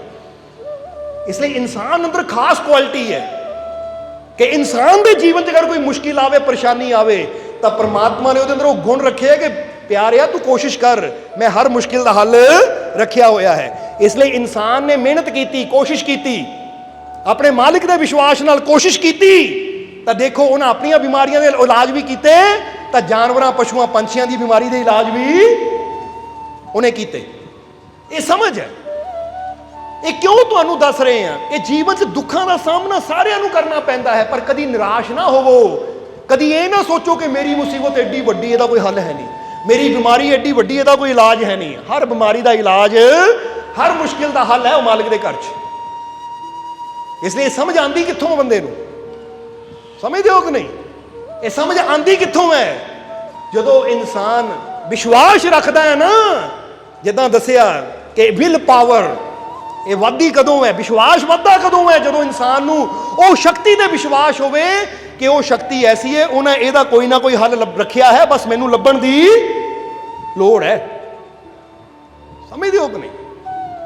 ਇਸ ਲਈ ਜਦੋਂ ਇਨਸਾਨ ਵਿਸ਼ਵਾਸ ਰੱਖਦਾ ਆਪਣੇ ਮਾਲਿਕ ਤੇ, ਯਕੀਨ ਰੱਖਦਾ ਆਪਣੇ ਮਾਲਿਕ ਤੇ, ਤਾਂ ਫਿਰ ਡਾਕਟਰ ਬਰੂਸ ਲਿਪਟਨ ਵੀ ਕਹਿੰਦੇ ਹੈ ਕਿ ਤੇਰੇ ਬਾਡੀ 'ਚ ਆ ਜਿਹੜੇ ਸੈੱਲ ਹੈ ਨਾ, ਜਦੋਂ ਤੂੰ ਕੋਸ਼ਿਸ਼ ਕਰਦਾ ਹੈ, ਵਿਸ਼ਵਾਸ ਰੱਖਦਾ ਹੈ, ਤਾਂ ਤੇਰੇ ਸੈੱਲਾਂ ਦੀ ਪੋਜ਼ਿਟਿਵ ਸ਼ਕਤੀ ਇੰਨੀ ਹਾਈ ਹੋ ਜਾਂਦੀ ਹੈ, ਵਧਣੀ ਸ਼ੁਰੂ ਹੋ ਜਾਂਦੀ ਹੈ ਕਿ ਨੈਗੇਟਿਵਿਟੀ ਰੂਪੀ ਬਿਮਾਰੀ ਤਾਂ ਉਦੋਂ ਤੇ ਤੋਂ ਦੂਰ ਹੋਣੀ ਸ਼ੁਰੂ ਹੋ ਜਾਂਦੀ ਹੈ। ਜਿੱਦਾਂ ਬੰਦਾ ਕਵੇ ਆ ਮੋਬਾਈਲ ਦੀ ਬੈਟਰੀ ਡੈੱਡ ਹੋ ਗਈ, ਸਮਝਦੇ ਹੋ ਕਿ ਨਹੀਂ? ਪਰ ਜਿੱਦਾਂ ਹੀ ਅਸੀਂ ਚਾਰਜ ਲਾਉਂਦੇ ਹਾਂ ਤਾਂ ਉਹਦੀ ਬੈਟਰੀ ਇੰਨੀ ਫੁੱਲ ਹੋ ਜਾਂਦੀ ਕਿ ਉਹ ਜਿਹੜੀ ਨੈਗੇਟਿਵਿਟੀ ਰੂਪੀ ਯਾਨੀ ਨੈਗੇਟਿਵ ਪਾਸਾ ਹੈ ਕਿ ਬੈਟਰੀ ਖਤਮ, ਉਹ ਤਾਂ ਆਪਣੇ ਆਪ ਹੀ ਠੀਕ ਹੋ ਜਾਂਦੀ। ਹੁਣ ਇਹਦਾ ਮਤਲਬ ਇਹ ਨਹੀਂ ਕਿ ਅਸੀਂ ਚਾਰਜ ਲਾਣਾ ਤਾਂ ਸਾਨੂੰ ਕੁਝ ਕਰਨਾ ਵੀ ਪੈਣਾ ਹੈ, ਕੁਝ ਕਰਨਾ ਵੀ ਪੈਣਾ ਕਿ ਇਹਦੀ ਬੈਟਰੀ ਜਿਹੜੀ ਖਾਲੀ ਹੋਈ ਹੈ ਨਾ, ਇਹਨੂੰ ਕਿਸ ਤਰ੍ਹਾਂ ਅਸੀਂ ਭਰੀਏ। ਨਹੀਂ, ਬਸ ਤੂੰ ਚਾਰਜ ਲਾ, ਬਾਕੀ ਭਰਨ ਦਾ ਕੰਮ ਉਹਨੇ ਆਪੇ ਹੀ ਕਰ ਦੇਣਾ ਹੈ। ਇਸੇ ਤਰ੍ਹਾਂ ਤੂੰ ਆਪਣੇ ਰੱਬ ਤੇ ਵਿਸ਼ਵਾਸ ਰੱਖ ਕਿ ਉਹ ਪਰਮ ਸ਼ਕਤੀਸ਼ਾਲੀ ਪਰਮਾਤਮਾ ਮੇਰੀ ਰੱਖਿਆ ਕਰਨ ਵਾਲਾ ਬੈਠਾ ਹੈ, ਤਾਂ ਉਹਨਾਂ ਕੰਮ ਆਪਣੇ ਆਪ ਹੀ ਕਰਨਾ ਸ਼ੁਰੂ ਕਰ ਦੇਣਾ। ਤੈਨੂੰ ਸੋਚਣ ਦੀ ਲੋੜ ਨਹੀਂ ਕਿੱਦਾਂ ਹੋਏਗਾ, ਇਹ ਮੇਰੇ ਅੰਦਰ ਤੰਦਰੁਸਤੀ ਕਿੱਦਾਂ ਭਰੇਗੀ। ਜਿੱਦਾਂ ਸੋਚੀਏ ਬੈਟਰੀ ਮੈਂ ਚਾਰਜ ਲਾਤੀ, ਹੁਣ ਬੈਟਰੀ ਅੰਦਰ ਭਰੇਗੀ ਕਿੱਦਾਂ? ਮੈਨੂੰ ਕੀ ਕਰਨਾ ਪਏਗਾ? ਤੈਨੂੰ ਕੁਝ ਨਹੀਂ ਕਰਨਾ, ਤੂੰ ਬਸ ਚਾਰਜ ਲਾ, ਤੂੰ ਸੌਂ ਜਾ। ਫਿਰ ਦੇਖ ਜਦੋਂ ਤੂੰ ਜਾਗਣਾ ਤਾਂ ਬੈਟਰੀ 100% ਹੋਣੀ ਹੈ। ਇਸੇ ਤਰ੍ਹਾਂ ਤੇਰੇ ਜੀਵਨ 'ਚ ਖੁਸ਼ੀਆਂ ਦੀ ਕਮੀ ਹੈ, ਤੇਰੇ ਜੀਵਨ 'ਚ ਆਨੰਦ ਦੀ ਕਮੀ ਹੈ, ਤੇਰੇ ਜੀਵਨ 'ਚ ਸ਼ਾਂਤੀ ਦੀ ਕਮੀ ਹੈ, ਤਾਂ ਤੂੰ ਵੀ ਆਪਣੇ ਵਿਸ਼ਵਾਸ ਦੀ ਤਾਰ ਆਪਣੇ ਮਾਲਿਕ ਨਾਲ ਜੋੜ ਦੇ। ਫਿਰ ਬੇਸ਼ੱਕ ਸੌਂ ਜਾ, ਫਿਰ ਬੇਸ਼ੱਕ ਖਾ, ਬੇਸ਼ੱਕ ਪੀ, ਜੋ ਮਰਜ਼ੀ ਕਰ, ਤੇਰੇ ਵਿਸ਼ਵਾਸ ਦੀ ਤਾਰ ਜੁੜੀ ਰਹਿਣੀ ਚਾਹੀਦੀ ਹੈ। ਫੁੱਲੋਂ ਨੇ ਆਪਣੇ ਆਪ ਹੀ ਕਰ ਦੇਣਾ, ਖੁਸ਼ੀਆਂ ਨਾਲ, ਆਨੰਦ ਨਾਲ, ਸ਼ਾਂਤੀ ਨਾਲ, ਪ੍ਰੇਮ ਨਾਲ, ਵਿਸ਼ਵਾਸ ਨਾਲ ਆਪੇ ਹੀ ਭਰ ਦੇਣਾ ਹੈ। ਕਿਉਂਕਿ ਉਹਦੇ ਵਿਸ਼ਵਾਸ ਦੀ ਤਾਰ ਹੀ ਇਦਾਂ ਦੀ ਹੈ ਕਿ ਜਦੋਂ ਜੁੜਦੀ ਹੈ ਤਾਂ ਸਾਡੀਆਂ ਕਮੀਆਂ ਨੂੰ ਪੂਰਾ ਕਰਦੀ ਚਲੀ ਜਾਂਦੀ ਹੈ। ਫਿਰ ਤੁਹਾਨੂੰ ਕੁਝ ਕਰਨ ਦੀ ਲੋੜ ਨਹੀਂ ਪੈਂਦੀ। ਸਮਝਦੇ ਹੋ ਕਿ ਨਹੀਂ? ਜਿੱਦਾਂ ਬਾਬਾ ਫਰੀਦ ਇੱਕ ਵਾਰ ਕਹਿ ਰਹੇ ਸੀ ਕਿ ਫਕੀਰਾਂ ਦੀ ਸੋਬਤ ਵਿੱਚ ਬੈਠੋ, ਫਕੀਰਾਂ ਦੀ ਸੰਗਤ ਵਿੱਚ ਬੈਠੋ, ਤਾਂ ਤੁਹਾਡੇ ਜੀਵਨ 'ਚ ਖੁਸ਼ੀਆਂ ਜ਼ਰੂਰ ਆਉਣਗੀਆਂ। ਤੇ ਇੱਕ ਇਨਸਾਨ ਨੇ, ਮਨਮੁਖੀ ਨੌਜਵਾਨ ਨੇ ਸਵਾਲ ਕੀਤਾ ਕਿ ਇਹ ਬਾਬਾ ਫਰੀਦ ਤੁਸੀਂ ਕਹਿ ਰਹੇ ਹੋ ਕਿ ਫਕੀਰਾਂ ਦੀ ਸੋਬਤ 'ਚ ਬੈਠੋ, ਤੁਹਾਡੇ ਜੀਵਨ 'ਚ ਖੁਸ਼ੀਆਂ ਆ ਜਾਣਗੀਆਂ, ਤੁਹਾਡੇ ਜੀਵਨ 'ਚ ਸ਼ਾਂਤੀ ਆ ਜਾਏਗੀ, ਕਿ ਸੋਬਤ ਵਿੱਚ ਬੈਠਣ ਨਾਲ ਹੀ ਖੁਸ਼ੀਆਂ ਕਿੱਦਾਂ ਆਉਣਗੀਆਂ? ਬੰਦੇ ਨੂੰ ਕੁਛ ਕਰਨ ਦੀ ਲੋੜ ਨਹੀਂ ਹੈ। ਤਾਂ ਉਸ ਲਈ ਬਾਬਾ ਫਰੀਦ ਕਹਿੰਦੇ, ਇਹ ਗੱਲ ਬੜੀ ਸਮਝਣ ਵਾਲੀ ਹੈ। ਬਾਬਾ ਫਰੀਦ ਕਹਿੰਦੇ ਚੱਲ ਸਾਡੇ ਨਾਲ, ਥੋੜਾ ਸਾਨੂੰ ਕੰਮ ਹੈ, ਨਾਲੇ ਉਹ ਕੰਮ ਕਰ ਆਈਏ ਤਾਂ ਨਾਲੇ ਤੇਰੇ ਸਵਾਲ ਦਾ ਜਵਾਬ ਵੀ ਤੈਨੂੰ ਦੇ ਦੇਵਾਂਗੇ। ਕਹਿੰਦੇ ਚੱਲਦੇ ਚੱਲਦੇ ਬਾਬਾ ਫਰੀਦ ਉਹਨੂੰ ਨਾਲ ਲੈ ਕੇ ਇੱਕ ਨਦੀ ਦੇ ਕਿਨਾਰੇ ਆ ਗਏ। ਨਦੀ ਦੇ ਉੱਪਰ ਮਲਾਹ ਖੜਾ ਸੀ ਕਸ਼ਤੀ ਲੈ ਕੇ। ਬਾਬਾ ਫਰੀਦ ਕਹਿੰਦੇ ਉਸ ਕਿਨਾਰੇ ਜਾਣਾ ਹੈ, ਜਿਹੜਾ ਸਾਡਾ ਕੰਮ ਹੈ ਨਾ ਉਹ ਦੂਜੇ ਪਾਸੇ ਹੈ, ਸੋ ਨਾਵ 'ਚ ਬੈਠੀਏ, ਚਲੀਏ ਉੱਧਰ। ਬਾਬਾ ਫਰੀਦ ਆਪ ਵੀ ਨਾਵ 'ਚ ਬਹਿ ਗਏ, ਉਹਨੂੰ ਵੀ ਬਿਠਾ ਲਿਆ।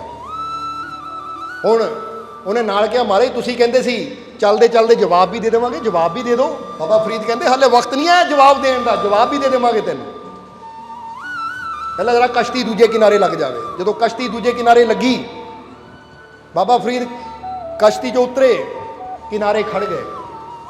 ਹੁਣ ਖੜਿਆਂ ਨੂੰ 1 ਮਿੰਟ ਗੁਜ਼ਰਿਆ, 2 ਮਿੰਟ ਗੁਜ਼ਰੇ, ਕੁਝ ਪਲ ਗੁਜ਼ਰੇ, ਤਾਂ ਨੌਜਵਾਨ ਨੇ ਕਿਹਾ ਮਹਾਰਾਜ ਤੁਸੀਂ ਤਾਂ ਖੜੇ ਹੋ, ਅੱਗੇ ਜਾਣਾ ਨਹੀਂ? ਬਾਬਾ ਫਰੀਦ ਕਹਿੰਦੇ ਅਸੀਂ ਸੋਚ ਰਹੇ ਹਾਂ कि उस किनारे तो इस किनारे असीं किद्दां आ गए।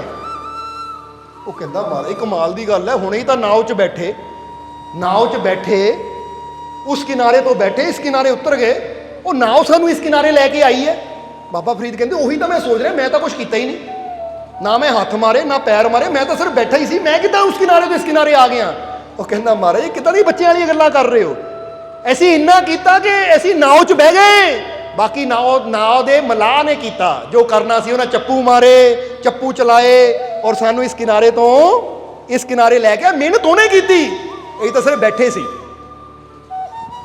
बाबा फरीद कहते हुण बेटा एक गल दस, जे एक मलाह दी नाव विच बैठदे हैं असीं कुछ कीते तो बिना, वो मलाह सानू उस किनारे तो इस किनारे लिया सकता है, तो जेडे फकीर दिन रात रब की बंदगी करते जो रब का रूप है, जे उन्हां दी सोच बैठांगे तो वो सानू दुखों के किनारे तो खुशियां के किनारे तो क्यों नहीं लैके आउणगे। गल तां बैठण दी है, नाव च बह के बंदा कुछ नहीं करता। हुण तुसीं सोचो मैं दिल्ली एयरपोर्ट तो बैठा, प्लेन उड़िया और उन्हें मैनू इंग्लैंड अमेरिका कनेडा किते भी ला दिता, तो मैं उत्थे एयरपोर्ट से सोचा यार मैं तो कुछ किया ही नहीं, मैं तो सीट पर बैठा सी, मैं उत्थों इत्थे किद्दां पहुंच गया, ना मैं प्लेन उड़ाया ना मैं कुछ किया। तो बंदे ने कहना भाई जो करना सी पायलट ने करना सी, तू तो सिर्फ बैठना ही सी, तू तो सिर्फ टिकट लैके बैठना ही सी, बाकी काम पायलट का है, उड़ाना कदों है लाना कदों है, जे रास्ते च तूफान आंदा बचाना कदों है, ओहदा काम है, साडा काम है टिकट लैके प्लेन च बैठना। तो बस यही गल कहांगे कि जदों असीं भी कहंदे ना नानक नाम जहाज है चढ़े सोतरे पार, कि वो परमात्मा का नाम भी एक ऐसा जहाज है कि जो भी उहदे च प्रेम नाल शरधा की टिकट लैके बह जाता है ना, विश्वास की टिकट लैके बह जाता है, फिर उन्होंने कुछ करने की लोड़ नहीं। वो जहाज नूं चलाण वाला जिहड़ा वो जिहदा जहाज है ना, वो परमात्मा वो प्रभु, फिर वो सारा काम अपने आप ही कर लैंदा है, संभालदा भी है, बचांदा भी है, हर तूफान चों रक्षा भी करता है और इंसान नूं इस किनारे तो खुशियां के किनारे तक लै जांदा है। जदों बाबा फरीद ने इन्नी गल कही कि भाई देख लै उस किनारे तो इस किनारे आ गए, असीं कुछ किया कोई हथ पैर मारे, जो किया मलाह ने किया, असीं तो बैठे सी। इसी तरह संत गुरु रहबर भी वो परमात्मा के घर दे मलाह हुंदे आ, जिद्दां बाबा बुल्ले शाह ने कहा है ना कि नदियों पार मुल्क सज्जण दा हिरस लहर ने घेरी, और सतगुर बेड़ी फड़ी खलोते तू क्यों लाई डेरी, कि सतगुर तो बेड़ी फड़ के खड़ा है कि आजा बह जा बेड़ी च तेनू पार लै जावां, ओ यार दे मुल्क लै जावां, ओ सज्जणा दे देश लै जावां, ओहदा आवाज़ा दे रहा पर डेरी तो बंदिया तू ही ला रहा, तू ही नहीं बहंदा आके। और ये बहन का मतलब विश्वास, क्योंकि शरीर नूं लैके तो हर कोई सत्संग च बह जाता है, पर जिद्दां दस्सिया है कि मनदे सारे ही आ पर विश्वास कोई विरला करता है। तो जिहड़ा विश्वास करने वाला हुंदा ना, खुशियां उहदे जीवन च आंदियां, मनण वाले दे जीवन च खुशी नहीं आती। मान लिया कि हाँ बई आ हो गया कर सकता है, पर विश्वास ना किया, क्योंकि पार तो ऐसी विश्वास ना लगना है। बोलो समझते हो कि नहीं? बंदा कहे मान लिया मना लूँ कि मलाह कश्ती चला लेंदा है, मैं मान लिया मलाह नूं कि मलाह इस किनारे तो उस किनारे लै जाता है, पर मैं बैठना नहीं ये बेड़े च, क्योंकि मैनू विश्वास है नहीं डुबो देगा मैनू, तो फिर वो कभी दूजे किनारे तक पहुंच नहीं पाएगा। जे वो मनता है कि मैं मनता है कि मलाह बहुत अच्छा है, इस किनारे तो उस किनारे लैके जाता है, तो मैनू हुण विश्वास करके बैठना भी पैना है, फिर ही मैं इस किनारे तो उस किनारे जाना है। तो बंदा कहे नहीं मैं मनता तो हाँ पर बैठना नहीं, विश्वास नहीं है मैनू, तो फिर कदी वो दूजे किनारे जा ही नहीं सकता। अज तुसी भी दुखा परेशानियां चिंतावां दे किनारे ते खड़े हो, अगर खुशियां दे किनारे तक जाना है तो सिर्फ मालिक नू रब नू मन्नो ना, पूरा विश्वास करो कि मैं जे सवार हो जावां एक बार अपने मालिक दे बेड़े च, तो मैनू पूरा यकीन है सही सलामत पार भी लैके जाएगा। और नाले जदों मलाह इदां दा होवे जिहड़ा 12 सालां दे डुब्बे बन्ने लाण वाला होवे, जिहड़ा दूजियां दी डुब्बियां बन्ने ला दिंदा है, वो अपनी कदी डुब्बण देगा? जरा सोच के देखो, जिहड़े पहलां दे डुब्बे है वो उन्हां नूं बन्ने ला रहा है, तो जिहड़ा होई ओहदा गया। तां ही तां कहंदे ना ओ नहीं डुबदी बेड़ी जेड़ी गौस दे तुरे सहारे, ओ एक बेड़ी की गौस पाक ने जग दे बेड़े तारे। वो कहंदे एक बेड़ी की, उन्हां दे कईयां दे बेड़े तार दिते जिहड़ा विश्वास रखदा है, इसलिए वो नहीं डुबदी बेड़ी जेड़ी गौस दे तुरे सहारे। विश्वास होना चाहिए है कि मैनू सहारा देने वाला डुब्बियां नूं बन्ने लाने वाला है। इसलिए मैनू विश्वास है कि जे ਉਹਦੇ सहारे ते अपनी बेड़ी छड़ दिती तो मेरी बेड़ी नू कोई तूफान डबो नहीं सकता, कोई तूफान मेरी बेड़ी का कुछ नहीं बिगाड़ सकता। ये विश्वास, ये यकीन है, ये भरोसा है। इसलिए तुसी सिर्फ मनना नहीं है, हाँ मैं मानता है, तुसी की करना है, विश्वास करना है कि जे जीवन च मुसीबत तकलीफ दुख नज़र भी आवे ना, जेडे मनन वाले वो डोल जाते हैं, तो जेडे विश्वास वाले वो बड़िया बड़िया परेशानियां तकलीफां दुखों को देख के भी डरते नहीं है। बल्कि वो जिदा दसिया ना ICU, वो अखां बंद करके अंदर चले जाते, कहते हर मुश्किल का हल मेरे अंदर है, मैं अपने अंदर अखां बंद कर लैनिया, हुण फालतू दियां नैगेटिविटी रूपी विचारां नूं अंदर नहीं जान देना। जिदा कहना फालतू बंदा नहीं उत्थे जांदा, हुण मैं भी फालतू चीज़ां नहीं अंदर जान देनियां, अंदर रखना सिर्फ अपने मालिक का विश्वास, क्योंकि ठीक तो मैनू उन्हें करना है।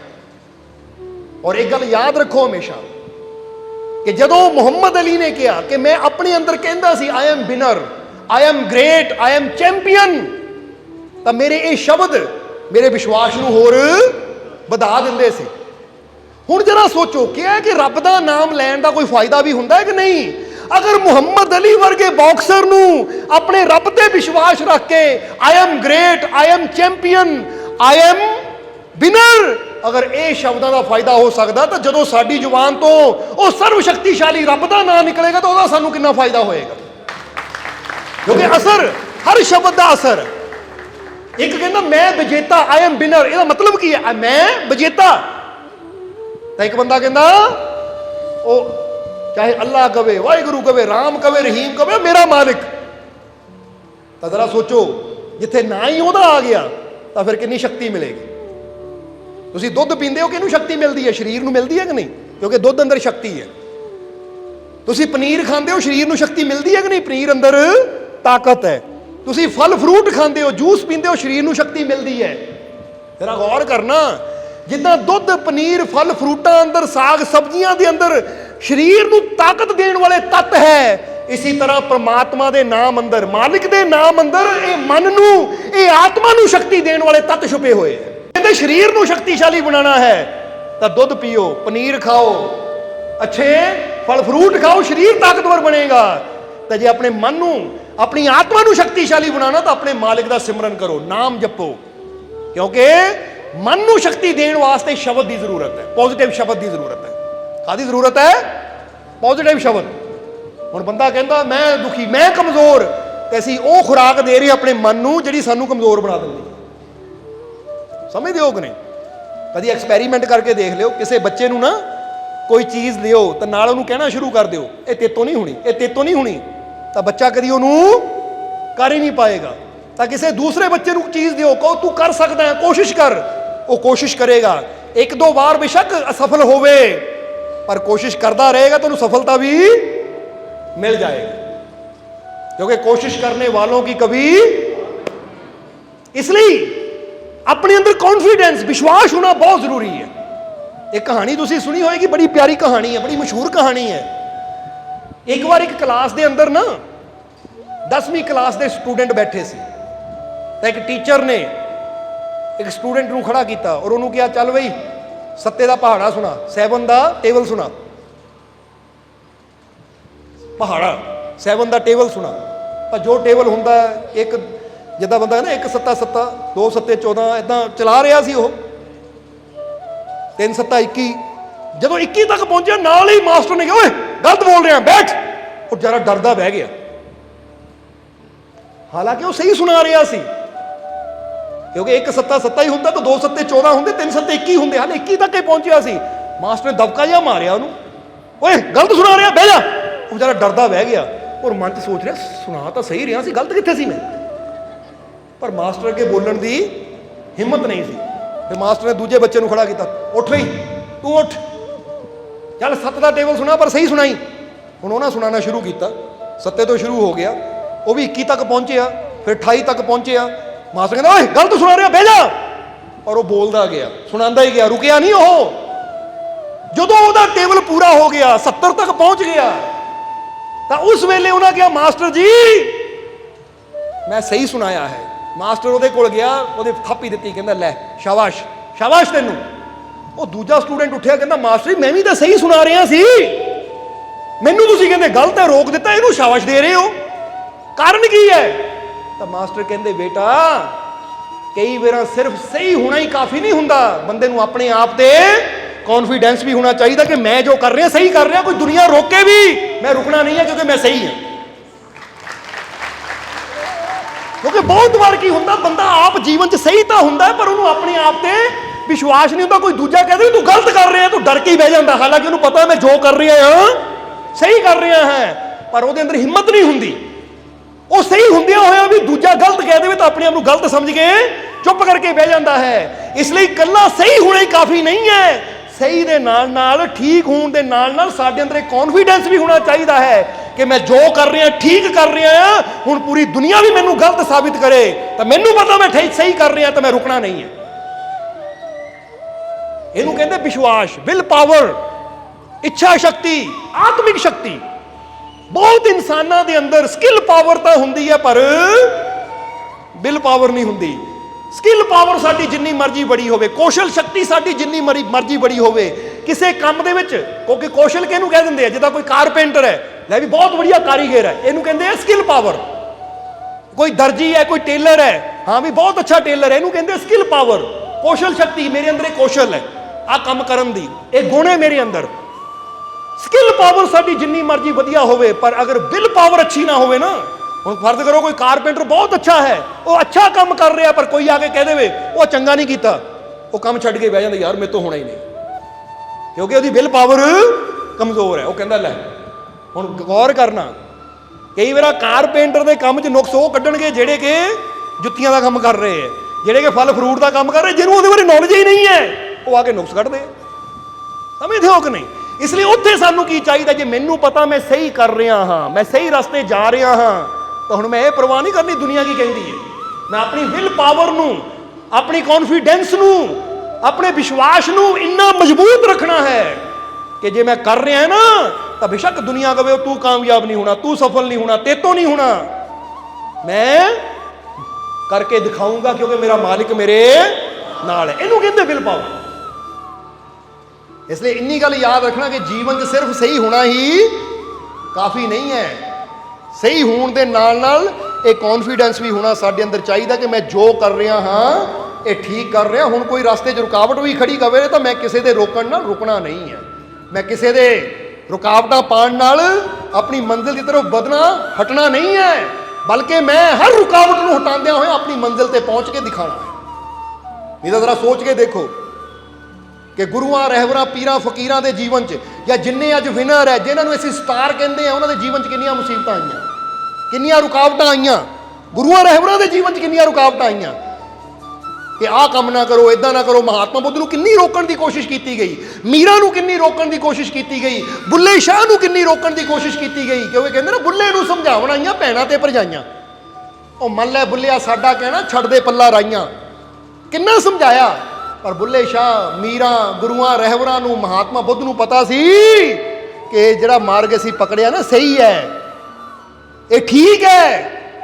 ਇਸ ਲਈ ਲੱਖਾਂ ਨੇ ਰੋਕਣ ਦੀ ਕੋਸ਼ਿਸ਼ ਕੀਤੀ ਫਿਰ ਵੀ ਉਹ ਰੁਕੇ ਨਹੀਂ, ਲੱਖਾਂ ਰੁਕਾਵਟਾਂ ਉਹਨਾਂ ਦੇ ਜੀਵਨ 'ਚ ਆਈਆਂ ਫਿਰ ਵੀ ਉਹ ਡਰੇ ਨਹੀਂ, ਹਰ ਰੁਕਾਵਟ ਨੂੰ ਪਾਰ ਕਰਦਿਆਂ ਹੋਇਆਂ ਆਪਣੀ ਮੰਜ਼ਿਲ ਤੇ ਪਹੁੰਚੇ। ਤਾਂ ਹੀ ਅੱਜ ਉਹਨਾਂ ਦੀ ਜੈ ਜੈਕਾਰ ਹੋ ਰਹੀ ਹੈ, ਤਾਂ ਹੀ ਅੱਜ ਉਹਨਾਂ ਦਾ ਨਾਮ ਹੈ। ਜੇ ਉਹ ਵੀ ਛੋਟੀਆਂ ਪਰੇਸ਼ਾਨੀਆਂ ਨੂੰ ਦੇਖ ਕੇ ਡਰ ਜਾਂਦੇ ਤਾਂ ਫਿਰ ਅੱਜ ਉਹਨਾਂ ਦਾ ਨਾਮ ਹੋਣਾ ਸੀ। ਜੇ ਮੀਰਾ ਜ਼ਹਿਰ ਦੇ ਪਿਆਲੇ ਨੂੰ ਦੇਖ ਕੇ ਡਰ ਜਾਂਦੀ, ਨਹੀਂ ਮੈਂ ਨਹੀਂ ਪੀਣਾ, ਛੱਡ ਦਿੰਦੀ ਹਾਂ ਮੈਂ ਸਤਿਗੁਰੂ ਨੂੰ, ਛੱਡ ਦਿੰਦੀ ਹਾਂ ਮੈਂ ਸਭ ਕੁਝ, ਪਰ ਮੈਂ ਜ਼ਹਿਰ ਨਹੀਂ ਪੀਣਾ, ਤਾਂ ਅੱਜ ਮੀਰਾ ਨੂੰ ਕਿਸੇ ਨੇ ਯਾਦ ਨਹੀਂ ਕਰਨਾ ਸੀ। ਹੱਸਦੀ ਹੋਈ ਜ਼ਹਿਰ ਨੂੰ ਪੀ ਗਈ ਮੀਰਾ, ਕਿਉਂਕਿ ਅੰਦਰ ਵਿਸ਼ਵਾਸ ਸੀ ਕਿ ਜੇ ਮੇਰਾ ਵਿਸ਼ਵਾਸ ਪੂਰਾ ਹੈ ਤਾਂ ਜ਼ਹਿਰ ਦਾ ਪਿਆਲਾ ਛੋਟਾ ਜਿਹਾ ਮੇਰਾ ਕੁਝ ਵਿਗਾੜ ਨਹੀਂ ਸਕਦਾ। ਇਹਨੂੰ ਕਹਿੰਦੇ ਵਿਲ ਪਾਵਰ। ਇੱਛਾ ਸ਼ਕਤੀ ਮਜ਼ਬੂਤ ਹੋਣੀ ਚਾਹੀਦੀ ਹੈ, ਔਰ ਸਭ ਤੋਂ ਬੜੀ ਇੱਛਾ ਸ਼ਕਤੀ ਇਹੀ ਮਜ਼ਬੂਤ ਹੋਣੀ ਚਾਹੀਦੀ ਹੈ ਕਿ ਮੈਨੂੰ ਆਪਣੇ ਰੱਬ ਤੇ ਪੂਰਾ ਵਿਸ਼ਵਾਸ ਹੈ, ਔਰ ਮੇਰੇ ਵਿਸ਼ਵਾਸ ਨੂੰ ਕੋਈ ਹਾਲਾਤ, ਕੋਈ ਚੀਜ਼ ਤੋੜ ਨਹੀਂ ਸਕਦੀ। ਇਹ ਗੱਲ ਹਮੇਸ਼ਾ ਯਾਦ ਰੱਖੋ, ਕਿਉਂਕਿ ਲੋਹਾ ਬੜਾ ਮਜ਼ਬੂਤ ਹੁੰਦਾ ਹੈ, ਲੋਹੇ ਨੂੰ ਕੋਈ ਮਿਟਾ ਨਹੀਂ ਸਕਦਾ, ਲੋਹੇ ਨੂੰ ਕੋਈ ਤੋੜ ਨਹੀਂ ਸਕਦਾ, ਪਰ ਲੋਹੇ ਦਾ ਆਪਣਾ ਜੰਗ ਹੀ ਉਹਨੂੰ ਨਸ਼ਟ ਕਰ ਦਿੰਦਾ ਹੈ, ਖਤਮ ਕਰ ਦਿੰਦਾ ਹੈ, ਉਹਦਾ ਵਜੂਦ ਮਿਟਾ ਕੇ ਰੱਖ ਦਿੰਦਾ ਹੈ। ਉਹ ਜੰਗ ਉਹਦੇ ਅੰਦਰ ਹੀ ਪੈਦਾ ਹੁੰਦਾ ਹੈ। ਬੋਲ ਹੁੰਦਾ ਹੈ ਕਿ ਨਹੀਂ? ਇਹ ਤਾਂ ਲੋਹੇ ਨੂੰ ਕੋਈ ਜਿੰਨਾ ਮਰਜ਼ੀ ਕੋਸ਼ਿਸ਼ ਤੋੜੇ ਮਰੋੜੇ ਮਿਟਾ ਨਹੀਂ ਸਕਦਾ ਉਹਨੂੰ, ਚਾਹੇ ਉਹਦੇ ਟੋਟੇ ਵੀ ਕਰਦੀ ਹੈ ਤਾਂ ਵੀ ਉਹ ਰਹੇਗਾ ਦੁਨੀਆ ਤੇ ਹੀ, ਪਰ ਜਦੋਂ ਜੰਗ ਲੱਗ ਜਾਂਦੀ ਹੈ ਤੇ ਇਦਾਂ ਝੂਰਾ ਭੂਰਾ ਹੋ ਜਾਂਦਾ, ਮਿੱਟੀ ਹੋ ਜਾਂਦਾ ਕਿ ਮੁੜ ਕੇ ਉਹਦਾ ਨਾਮ ਨਿਸ਼ਾਨ ਵੀ ਕਹਿ ਦਿਓ ਮਿਲਦਾ। ਫਿਰ ਜੰਗ ਲੱਗਾ ਲੋਹਾ ਤਾਂ ਮਿੱਟੀ ਬਣ ਕੇ ਮਿੱਟੀ ਜੀ ਹੋ ਜਾਂਦਾ, ਕੋਈ ਕਹਿ ਹੀ ਨਹੀਂ ਸਕਦਾ ਲੋਹਾ। ਪਰ ਜੇ ਤੁਸੀਂ ਉਹ ਲੋਹੇ ਦੀਆਂ ਕਿੱਲਾਂ ਵੀ ਬਣਾ ਦਿਓ ਤਾਂ ਵੀ ਕਹਿਣਾ ਲੋਹੇ ਦੀ ਕਿੱਲ, ਛੋਟੇ ਛੋਟੇ ਪੀਸ ਕਰ ਦਿਓ ਤਾਂ ਵੀ ਕਹਿਣਾ ਲੋਹੇ ਦੇ ਪੇਜ, ਹੁੰਦਾ ਹੈ ਕਿ ਨਹੀਂ? ਯਾਨੀ ਲੋਹੇ ਨੂੰ ਮਿਟਾਇਆ ਨਹੀਂ ਜਾ ਸਕਦਾ, ਚਾਹੇ ਉਹਦਾ ਰੂਪ ਬਦਲ ਸਕਦਾ ਹੈ, ਉਹ ਕਿੱਲ ਬਣ ਸਕਦੀ ਹੈ, ਨਟ ਬਣ ਸਕਦਾ, ਬੋਲਟ ਬਣ ਸਕਦਾ, ਕੁਝ ਵੀ ਬਣ ਸਕਦਾ, ਪਰ ਰਹਿਣਾ ਫਿਰ ਵੀ ਲੋਹਾ ਹੀ ਹੈ, ਉਹਨੂੰ ਮਿਟਾਇਆ ਨਹੀਂ ਜਾ ਸਕਦਾ। ਪਰ ਅਗਰ ਲੋਹੇ ਨੂੰ ਜੰਗ ਲੱਗ ਜਾਵੇ ਤਾਂ ਫਿਰ ਮਿਟਣ ਲੱਗਿਆ ਟਾਈਮ ਨਹੀਂ ਲੱਗਦਾ, ਜੰਗ ਉਹਦੇ ਅੰਦਰੋਂ ਪੈਦਾ ਹੁੰਦੀ ਹੈ। ਇਸੇ ਤਰ੍ਹਾਂ ਤੁਹਾਨੂੰ ਕੋਈ ਮਿਟਾਉਣ ਦੀ ਤਾਕਤ ਨਹੀਂ ਰੱਖਦਾ, ਤੁਹਾਨੂੰ ਕੋਈ ਖਤਮ ਕਰਨ ਦੀ ਤਾਕਤ ਨਹੀਂ ਰੱਖਦਾ, ਪਰ ਜਦੋਂ ਤੁਹਾਨੂੰ ਹੀ ਨੈਗੇਟਿਵ ਵਿਚਾਰਾਂ ਦੀ, ਬੁਰੇ ਵਿਚਾਰਾਂ ਦੀ ਜੰਗ ਲੱਗ ਜਾਂਦੀ ਹੈ ਤਾਂ ਉਹ ਤੁਹਾਡੇ ਬੁਰੇ ਵਿਚਾਰ ਹੀ ਤੁਹਾਨੂੰ ਨਸ਼ਟ ਕਰ ਦਿੰਦੇ ਆ, ਖਤਮ ਕਰ ਦਿੰਦੇ ਆ। ਇਸ ਲਈ ਆਪਣੇ ਅੰਦਰ ਕਦੀ ਸ਼ੰਕਾ ਨਾ ਆਣ ਦਿਓ। ਸਮਝ ਆ ਰਹੀ ਸਾਡੀ ਗੱਲ? ਹੁਣ ਲਾਸਟ ਬਚਨਾਂ 'ਚ ਕਹਿਣਾ ਹੈ, ਟਾਈਮ ਕਾਫੀ ਹੋ ਗਿਆ ਹੈ, ਕਿ ਆਪਣੇ ਅੰਦਰ ਕਦੀ ਸ਼ੰਕਾ ਨਾ ਆਣ ਦਿਓ, ਆਪਣੇ ਅੰਦਰ ਕਦੀ ਕੌਨਫੀਡੈਂਸ ਦੀ ਕਮੀ ਨਾ ਆਣ ਦਿਓ, ਆਪਣੇ ਵਿਲ ਪਾਵਰ ਨੂੰ ਸਟਰੋਂਗ ਰੱਖੀਏ। ਔਰ ਇਹ ਮੁਹੰਮਦ ਅਲੀ ਦਾ ਵਚਨ ਵੀ ਯਾਦ ਰੱਖੀਏ ਕਿ ਵਿਲ ਪਾਵਰ ਵੱਧਦੀ ਕਿੱਦਾਂ ਹੈ? ਆਪਣੇ ਰੱਬ ਤੇ ਵਿਸ਼ਵਾਸ ਕਰਨ ਨਾਲ, ਕਿਉਂਕਿ ਉਹਨੂੰ ਉਦੋਂ ਉਹਦੀ ਇੱਛਾ ਸ਼ਕਤੀ ਵੱਧ ਜਾਂਦੀ ਹੈ, ਉਹਦੀ ਸ਼ਕਤੀ ਵੱਧ ਜਾਂਦੀ ਜਦੋਂ ਉਹਨੂੰ ਪਤਾ ਕੋਈ ਬੜੀ ਤਾਕਤ ਮੇਰੇ ਨਾਲ ਹੈ, ਫਿਰ ਤਾਕਤ ਵੱਧਦੀ ਹੈ। ਨਹੀਂ ਤਾਂ ਇਕੱਲਾ ਬੰਦਾ ਚਾਹੇ ਜਿੱਡਾ ਮਰਜ਼ੀ ਬੜਾ ਹੋਵੇ, ਉਹਦਾ ਕੌਨਫੀਡੈਂਸ ਲੂਜ਼ ਹੋ ਜਾਂਦਾ, ਯਾਨੀ ਖੋ ਬੈਠਦਾ ਹੈ। ਕਿਉਂਕਿ ਬੜੇ ਤੋਂ ਬੜਾ ਬੰਦਾ ਵੀ ਜਦੋਂ ਇਕੱਲਾ ਹੁੰਦਾ ਹੈ ਨਾ, ਉਹ ਵੀ ਡਰ ਜਾਂਦਾ ਹੈ, ਚਾਹੇ ਜਿੰਨਾ ਮਰਜ਼ੀ ਸ਼ਕਤੀਸ਼ਾਲੀ ਹੋਵੇ। ਪਰ ਜੇ ਉਹਨੂੰ ਪਤਾ ਹੈ ਕਿ ਮੇਰੇ ਨਾਲ ਕੋਈ ਤਾਕਤ ਹੈ, ਤਾਂ ਫਿਰ ਕਮਜ਼ੋਰ ਬੰਦਾ, ਇੱਕ ਬੰਦਾ ਜਿਹਨੂੰ ਲੋਕੀ ਕਹਿੰਦੇ ਨਾ ਇਹ ਕਾਗਜ਼ੀ ਭਲਵਾਨ ਹੈ, ਇਹਦੇ ਪੱਲੇ ਤਾਕਤ ਹੀ ਹੈ ਨਹੀਂ, ਜੇ ਉਹਨੂੰ ਵੀ ਕੌਨਫੀਡੈਂਸ ਹੋ ਜਾਵੇ ਕਿ ਪਰਮ ਸ਼ਕਤੀਸ਼ਾਲੀ ਪਿਤਾ ਮੇਰੇ ਨਾਲ ਹੈ, ਤਾਂ ਉਹਦੇ ਅੰਦਰ ਵੀ ਇੰਨੀ ਹਿੰਮਤ ਆ ਜਾਂਦੀ ਹੈ ਕਿ ਉਹ ਵੀ ਲੜਨ ਨੂੰ ਤਿਆਰ ਹੋ ਜਾਂਦਾ ਹੈ। ਸਮਝਦੇ ਹੋ ਕਿ ਨਹੀਂ? ਬਾਈਬਲ ਦੇ ਅੰਦਰ ਇੱਕ ਕਥਾ ਆਉਂਦੀ, ਉਹ ਕਥਾ ਦੇ ਨਾਲ, ਕਹਾਣੀ ਦੇ ਨਾਲ ਫਿਰ ਅੱਜ ਦੇ ਸਤਸੰਗ ਦੀ ਸਮਾਪਤੀ ਕਰਾਂਗੇ। ਉਹ ਕਥਾ ਵਿੱਚ ਦੱਸਿਆ ਗਿਆ ਕੌਨਫੀਡੈਂਸ ਕਿ ਇੱਕ ਬਹੁਤ ਬੜਾ ਦੈਤਿਆ ਹੁੰਦਾ, ਰਾਖਸ਼ ਹੁੰਦਾ ਹੈ, ਜਿਹੜਾ ਕਿ ਨਗਰਾਂ ਨੂੰ ਤਬਾਹ ਕਰਦਾ ਹੈ, ਔਰ ਸਾਰੇ ਉਹ ਤੋਂ ਡਰਦੇ ਕਿਉਂਕਿ ਉਹਦਾ ਸਰੀਰ ਬਹੁਤ ਬੜਾ ਹੈ, ਸਰੀਰ ਬਹੁਤ ਬੜਾ ਹੈ, ਦਾਨਵ ਹੈ, ਬਹੁਤ ਬੜਾ ਸਰੀਰ ਹੈ, ਕੋਈ ਉਹਦੇ ਮੁਕਾਬਲੇ ਵਾਸਤੇ ਨਹੀਂ ਜਾਂਦਾ, ਕੋਈ ਉਹਦੇ ਮੁਕਾਬਲੇ ਵਾਸਤੇ ਨਹੀਂ ਜਾਂਦਾ ਕਿ ਏਡਾ ਵੱਡਾ ਦਾਨਵ ਹੈ, ਅਸੀਂ ਇਹਨੂੰ ਕਿੱਦਾਂ ਮਾਰਾਂਗੇ? ਤਾਂ ਕਹਿੰਦੇ ਇੱਕ ਨੌਜਵਾਨ ਜਿਹਦਾ ਨਾਮ ਡੇਵਿਡ, ਉਹ ਅੱਗੇ ਵੱਧਦਾ ਹੈ, ਕਹਿੰਦਾ ਜੇ ਉਹ ਦਾਨਵ ਬੜਾ ਹੈ ਤਾਂ ਇਹ ਸਾਡੇ ਵਾਸਤੇ ਖੁਸ਼ੀ ਦੀ ਗੱਲ ਹੈ, ਕਿਉਂਕਿ ਉਹ ਜਿੱਡਾ ਬੜਾ ਹੈ ਉਹ ਤੇ ਨਿਸ਼ਾਨਾ ਵੀ ਅਸੀਂ ਉਨੀ ਆਸਾਨੀ ਨਾਲ ਲਾ ਸਕਦੇ ਹਾਂ। ਜਿੰਨੀ ਚੀਜ਼ ਛੋਟੀ ਹੋਵੇ ਨਿਸ਼ਾਨਾ ਵੀ ਔਖਾ ਲੱਗਦਾ ਹੈ, ਇਸ ਲਈ ਜਿੱਡਾ ਹੀ ਵੱਡੀ ਮੁਸੀਬਤ ਹੋਵੇ ਉੱਤੇ ਨਿਸ਼ਾਨਾ ਵੀ, ਉਹਦਾ ਹੱਲ ਵੀ ਉਨੀ ਜਲਦੀ ਕਰ ਸਕਦੇ ਹਾਂ, ਕਿਉਂਕਿ ਅਸੀਂ ਛੋਟੇ ਹਾਂ, ਦਾਨਵ ਬੜਾ ਹੈ, ਅਸੀਂ ਲੁਕ ਸਕਦੇ ਹਾਂ, ਪਰ ਦਾਨਵ ਚਾਹ ਕੇ ਵੀ ਲੁਕ ਨਹੀਂ ਸਕਦਾ। ਇਸ ਲਈ ਉਹਦਾ ਬੜਾ ਰੂਪ ਸਾਡੇ ਵਾਸਤੇ ਡਰ ਦਾ ਕਾਰਨ ਨਹੀਂ ਹੋਣਾ ਚਾਹੀਦਾ, ਉਹਦਾ ਬੜਾ ਰੂਪ ਸਾਡੇ ਵਾਸਤੇ ਹੌਸਲੇ ਦਾ ਕਾਰਨ ਹੋਣਾ ਚਾਹੀਦਾ ਹੈ ਕਿ ਅਸੀਂ ਲੁਕ ਕੇ ਉੱਤੇ ਵਾਰ ਕਰ ਸਕਦੇ ਹਾਂ ਔਰ ਉਹਨੂੰ ਖਤਮ ਕਰ ਸਕਦੇ ਹਾਂ। ਉਹ ਨਾਲੇ ਡਰਨਾ ਕਿਉਂ? ਕਿਉਂਕਿ ਉਹਦੇ 'ਚ ਇਹ ਵੀ ਦੱਸਿਆ ਗਿਆ, ਉਹਨੇ ਕਿਹਾ ਕਿ ਉਹ ਦਾਨਵ ਨਾਲੋਂ ਕਈ ਲੱਖ ਗੁਣਾ ਬੜਾ ਸਾਡਾ ਉਹ ਪਿਤਾ ਹੈ, ਅਗਰ ਉਹ ਸਾਡੇ ਨਾਲ ਹੈ ਤੇ ਦਾਨਵ ਨੂੰ ਹਰਾਣਾ ਕੋਈ ਬੜੀ ਗੱਲ ਨਹੀਂ ਹੈ। ਇਹ ਛੋਟੀ ਜਿਹੀ ਕਥਾ ਵਿੱਚ ਕੀ ਦੱਸਿਆ ਗਿਆ ਹੈ? ਔਰ ਕਹਿੰਦੇ ਡੇਵਿਡ ਗਿਆ ਔਰ ਉਹਨੇ ਜਾ ਕੇ ਦਾਨਵ ਨੂੰ ਖਤਮ ਵੀ ਕੀਤਾ, ਕਿਉਂਕਿ ਉਹਨੇ ਜਿੱਥੇ ਸਾਰੀ ਦੁਨੀਆ ਕਹਿੰਦੀ ਸੀ ਦਾਨਵ ਬਹੁਤ ਬੜਾ ਹੈ, ਅਸੀਂ ਬਹੁਤ ਛੋਟੇ ਹਾਂ, ਉਹਨਾਂ ਕੀ ਕਿਹਾ ਕਿ ਦਾਨਵ ਉਹ ਮੇਰੇ ਗॉड ਦੀ ਪਾਵਰ ਸਾਹਮਣੇ ਬਹੁਤ ਛੋਟਾ ਹੈ, ਔਰ ਮੇਰੇ ਰੱਬ ਦੀ, ਪਿਤਾ ਦੀ, ਗॉड ਦੀ ਸ਼ਕਤੀ ਬਹੁਤ ਬੜੀ ਹੈ, ਔਰ ਮੈਂ ਦਾਨਵ ਨੂੰ ਬੜੀ ਆਸਾਨੀ ਨਾਲ ਹਰਾ ਸਕਦਾ, ਕਿਉਂਕਿ ਮੈਂ ਕਿਤੇ ਵੀ ਲੋਕੇ ਤੇ ਵਾਰ ਕਰ ਸਕਦਾ। ਇਸ ਲਈ ਤੁਸੀਂ ਬੜੀ ਮੁਸੀਬਤ ਨੂੰ ਦੇਖ ਕੇ ਡਰ ਜਾਂਦੇ ਹੋ, ਮੈਂ ਬੜਾ ਛੋਟਾ, ਮੁਸੀਬਤ ਬਹੁਤ ਬੜੀ, ਡਰ ਜਾਂਦੇ ਹੋ ਕਿ ਨਹੀਂ? ਤਾਂ ਉਸ ਲਈ ਤੁਹਾਨੂੰ ਵੀ ਡੇਵਿਡ ਵਾਲਾ ਵਿਸ਼ਵਾਸ ਚਾਹੀਦਾ ਹੈ ਕਿ ਉਹ ਮੁਸੀਬਤ ਜਿੰਨੀ ਮਰਜ਼ੀ ਬੜੀ ਹੋਵੇ, ਪਰ ਇਹ ਤੋਂ ਲੱਖਾਂ ਕਰੋੜਾਂ ਗੁਣਾ ਬੜਾ ਤਾਂ ਮੇਰਾ ਕੌਣ ਹੈ? ਮਾਲਿਕ। ਤਾਂ ਜੇ ਬੜੀ ਮੁਸੀਬਤ ਹੈ ਤਾਂ ਮੈਂ ਆਪਣੇ ਮਾਲਿਕ ਦੇ ਵਿਸ਼ਵਾਸ ਰੱਖਾਂ ਕਿ ਉਹ ਸਭ ਤੋਂ ਬੜਾ ਹੈ, ਕਿਉਂਕਿ ਜਿਸਕਾ ਸਾਹਿਬ ਡਾਢਾ ਹੋਏ, ਡਾਢਾ ਕਿਹਨੂੰ ਕਹਿ ਦਿੰਦੇ ਆ? ਬਹੁਤ ਬੜਾ। ਜਿਸਕਾ ਸਾਹਿਬ ਡਾਢਾ ਹੋਏ ਤਿਸ ਨੂੰ ਮਾਰ ਨਾ ਸਕੇ, ਤਾਂ ਫਿਰ ਕਿਉਂ ਨਹੀਂ ਤੁਹਾਨੂੰ ਆਪਣੇ ਡਾਢੇ ਸਾਹਿਬ ਤੇ ਵਿਸ਼ਵਾਸ? ਫਿਰ ਕਿਉਂ ਡਰੇ ਫਿਰਦੇ ਹੋ ਛੋਟੀ ਛੋਟੀਆਂ ਮੁਸੀਬਤਾਂ ਤੋਂ? ਕਿਉਂ ਛੋਟੀ ਛੋਟੀਆਂ ਗੱਲਾਂ ਦੀ ਟੈਨਸ਼ਨ ਲੈ ਕੇ ਬਹਿ ਜਾਂਦੇ ਹੋ? ਆਪਣੇ ਡਾਢੇ ਸਾਹਿਬ ਤੇ ਯਕੀਨ ਰੱਖੋ, ਭਰੋਸਾ ਰੱਖੋ ਕਿ ਮੇਰੇ ਜੀਵਨ 'ਚ ਜਿੱਡਾ ਮਰਜ਼ੀ ਬੜਾ ਮੁਸੀਬਤਾਂ ਦਾ ਦਾਨਵ ਹੋਵੇ, ਰਾਖਸ਼ ਹੋਵੇ, ਪਰ ਮੇਰੇ ਰੱਬ ਦੀ ਰਹਿਮਤ ਤੋਂ ਬੜਾ ਇਹ ਨਹੀਂ ਹੋ ਸਕਦਾ ਹੈ, ਔਰ ਮੈਂ ਹਰ ਮੁਸੀਬਤ ਤੇ ਵਾਰ ਕਰ ਸਕਦਾ। ਆਪਣੇ ਮਾਲਿਕ ਦੇ ਵਿਸ਼ਵਾਸ ਦਾ ਵਾਰ ਕਰੋ, ਯਾਨੀ ਕਦਮ ਵਧਾਓ, ਤਾਂ ਤੁਸੀਂ ਦੇਖੋਗੇ ਬੜੇ ਬੜੇ ਦਾਨਵ ਵੀ ਖਤਮ ਹੋ ਜਾਣਗੇ ਔਰ ਤੁਹਾਡਾ ਰਸਤਾ ਸਾਫ਼ ਹੋ ਜਾਏਗਾ, ਤੁਹਾਨੂੰ ਮੰਜ਼ਿਲ ਜ਼ਰੂਰ ਮਿਲੇਗੀ। ਇਸ ਲਈ ਆਪਣੇ ਅੰਦਰ ਇਹ ਵਿਸ਼ਵਾਸ ਰੱਖੋ, ਆਪਣੇ ਅੰਦਰ ਇਹ ਯਕੀਨ ਰੱਖੋ, ਆਪਣੇ ਅੰਦਰ ਇਹ ਭਰੋਸਾ ਰੱਖੋ। ਔਰ ਜਿੱਦਾਂ ਦੱਸਿਆ, ਦੁੱਧ ਪੀਣ ਨਾਲ, ਫਰੂਟ ਖਾਣ ਨਾਲ, ਪਨੀਰ ਖਾਣ ਨਾਲ, ਹੋਰ ਸਾਗ ਸਬਜ਼ੀਆਂ ਖਾਣ ਨਾਲ ਸਰੀਰ ਨੂੰ ਤਾਕਤ ਮਿਲਦੀ ਹੈ, ਕਿਉਂਕਿ ਸਰੀਰ ਵੀ ਸਥੂਲ ਹੈ ਤਾਂ ਚੀਜ਼ਾਂ ਵੀ ਸਥੂਲ ਹੈ। ਸਥੂਲ ਦਾ ਮਤਲਬ ਜਿਹਨੂੰ ਪਕੜ ਸਕਦੇ ਹਾਂ ਅਸੀਂ, ਮਨ ਪਕੜ ਜਾਂਦਾ ਹੈ, ਸਰੀਰ ਪਕੜ ਜਾਂਦਾ ਹੈ, ਇਸ ਲਈ ਸਰੀਰ ਨੂੰ ਸ਼ਕਤੀ ਵੀ ਉੱਥੋਂ ਮਿਲਣੀ ਹੈ ਜੋ ਚੀਜ਼ ਪਕੜ ਜਾਂਦੀ ਹੈ। ਕਿਉਂਕਿ ਸੇਬ ਨੂੰ ਤੁਸੀਂ ਪਕੜ ਸਕਦੇ ਹੋ, ਦੁੱਧ ਨੂੰ ਪਕੜ ਸਕਦੇ ਹੋ, ਪਨੀਰ ਨੂੰ ਪਕੜ ਸਕਦੇ ਹੋ ਕਿ ਨਹੀਂ? ਇਸ ਲਈ ਸਰੀਰ ਪਕੜ ਜਾਂਦਾ, ਇਹਨੂੰ ਤਾਕਤ ਵੀ ਉਹ ਚੀਜ਼ਾਂ ਤੋਂ ਮਿਲਣੀ ਜਿਹੜੀ ਪਕੜ ਜਾਂਦੀ ਹੈ।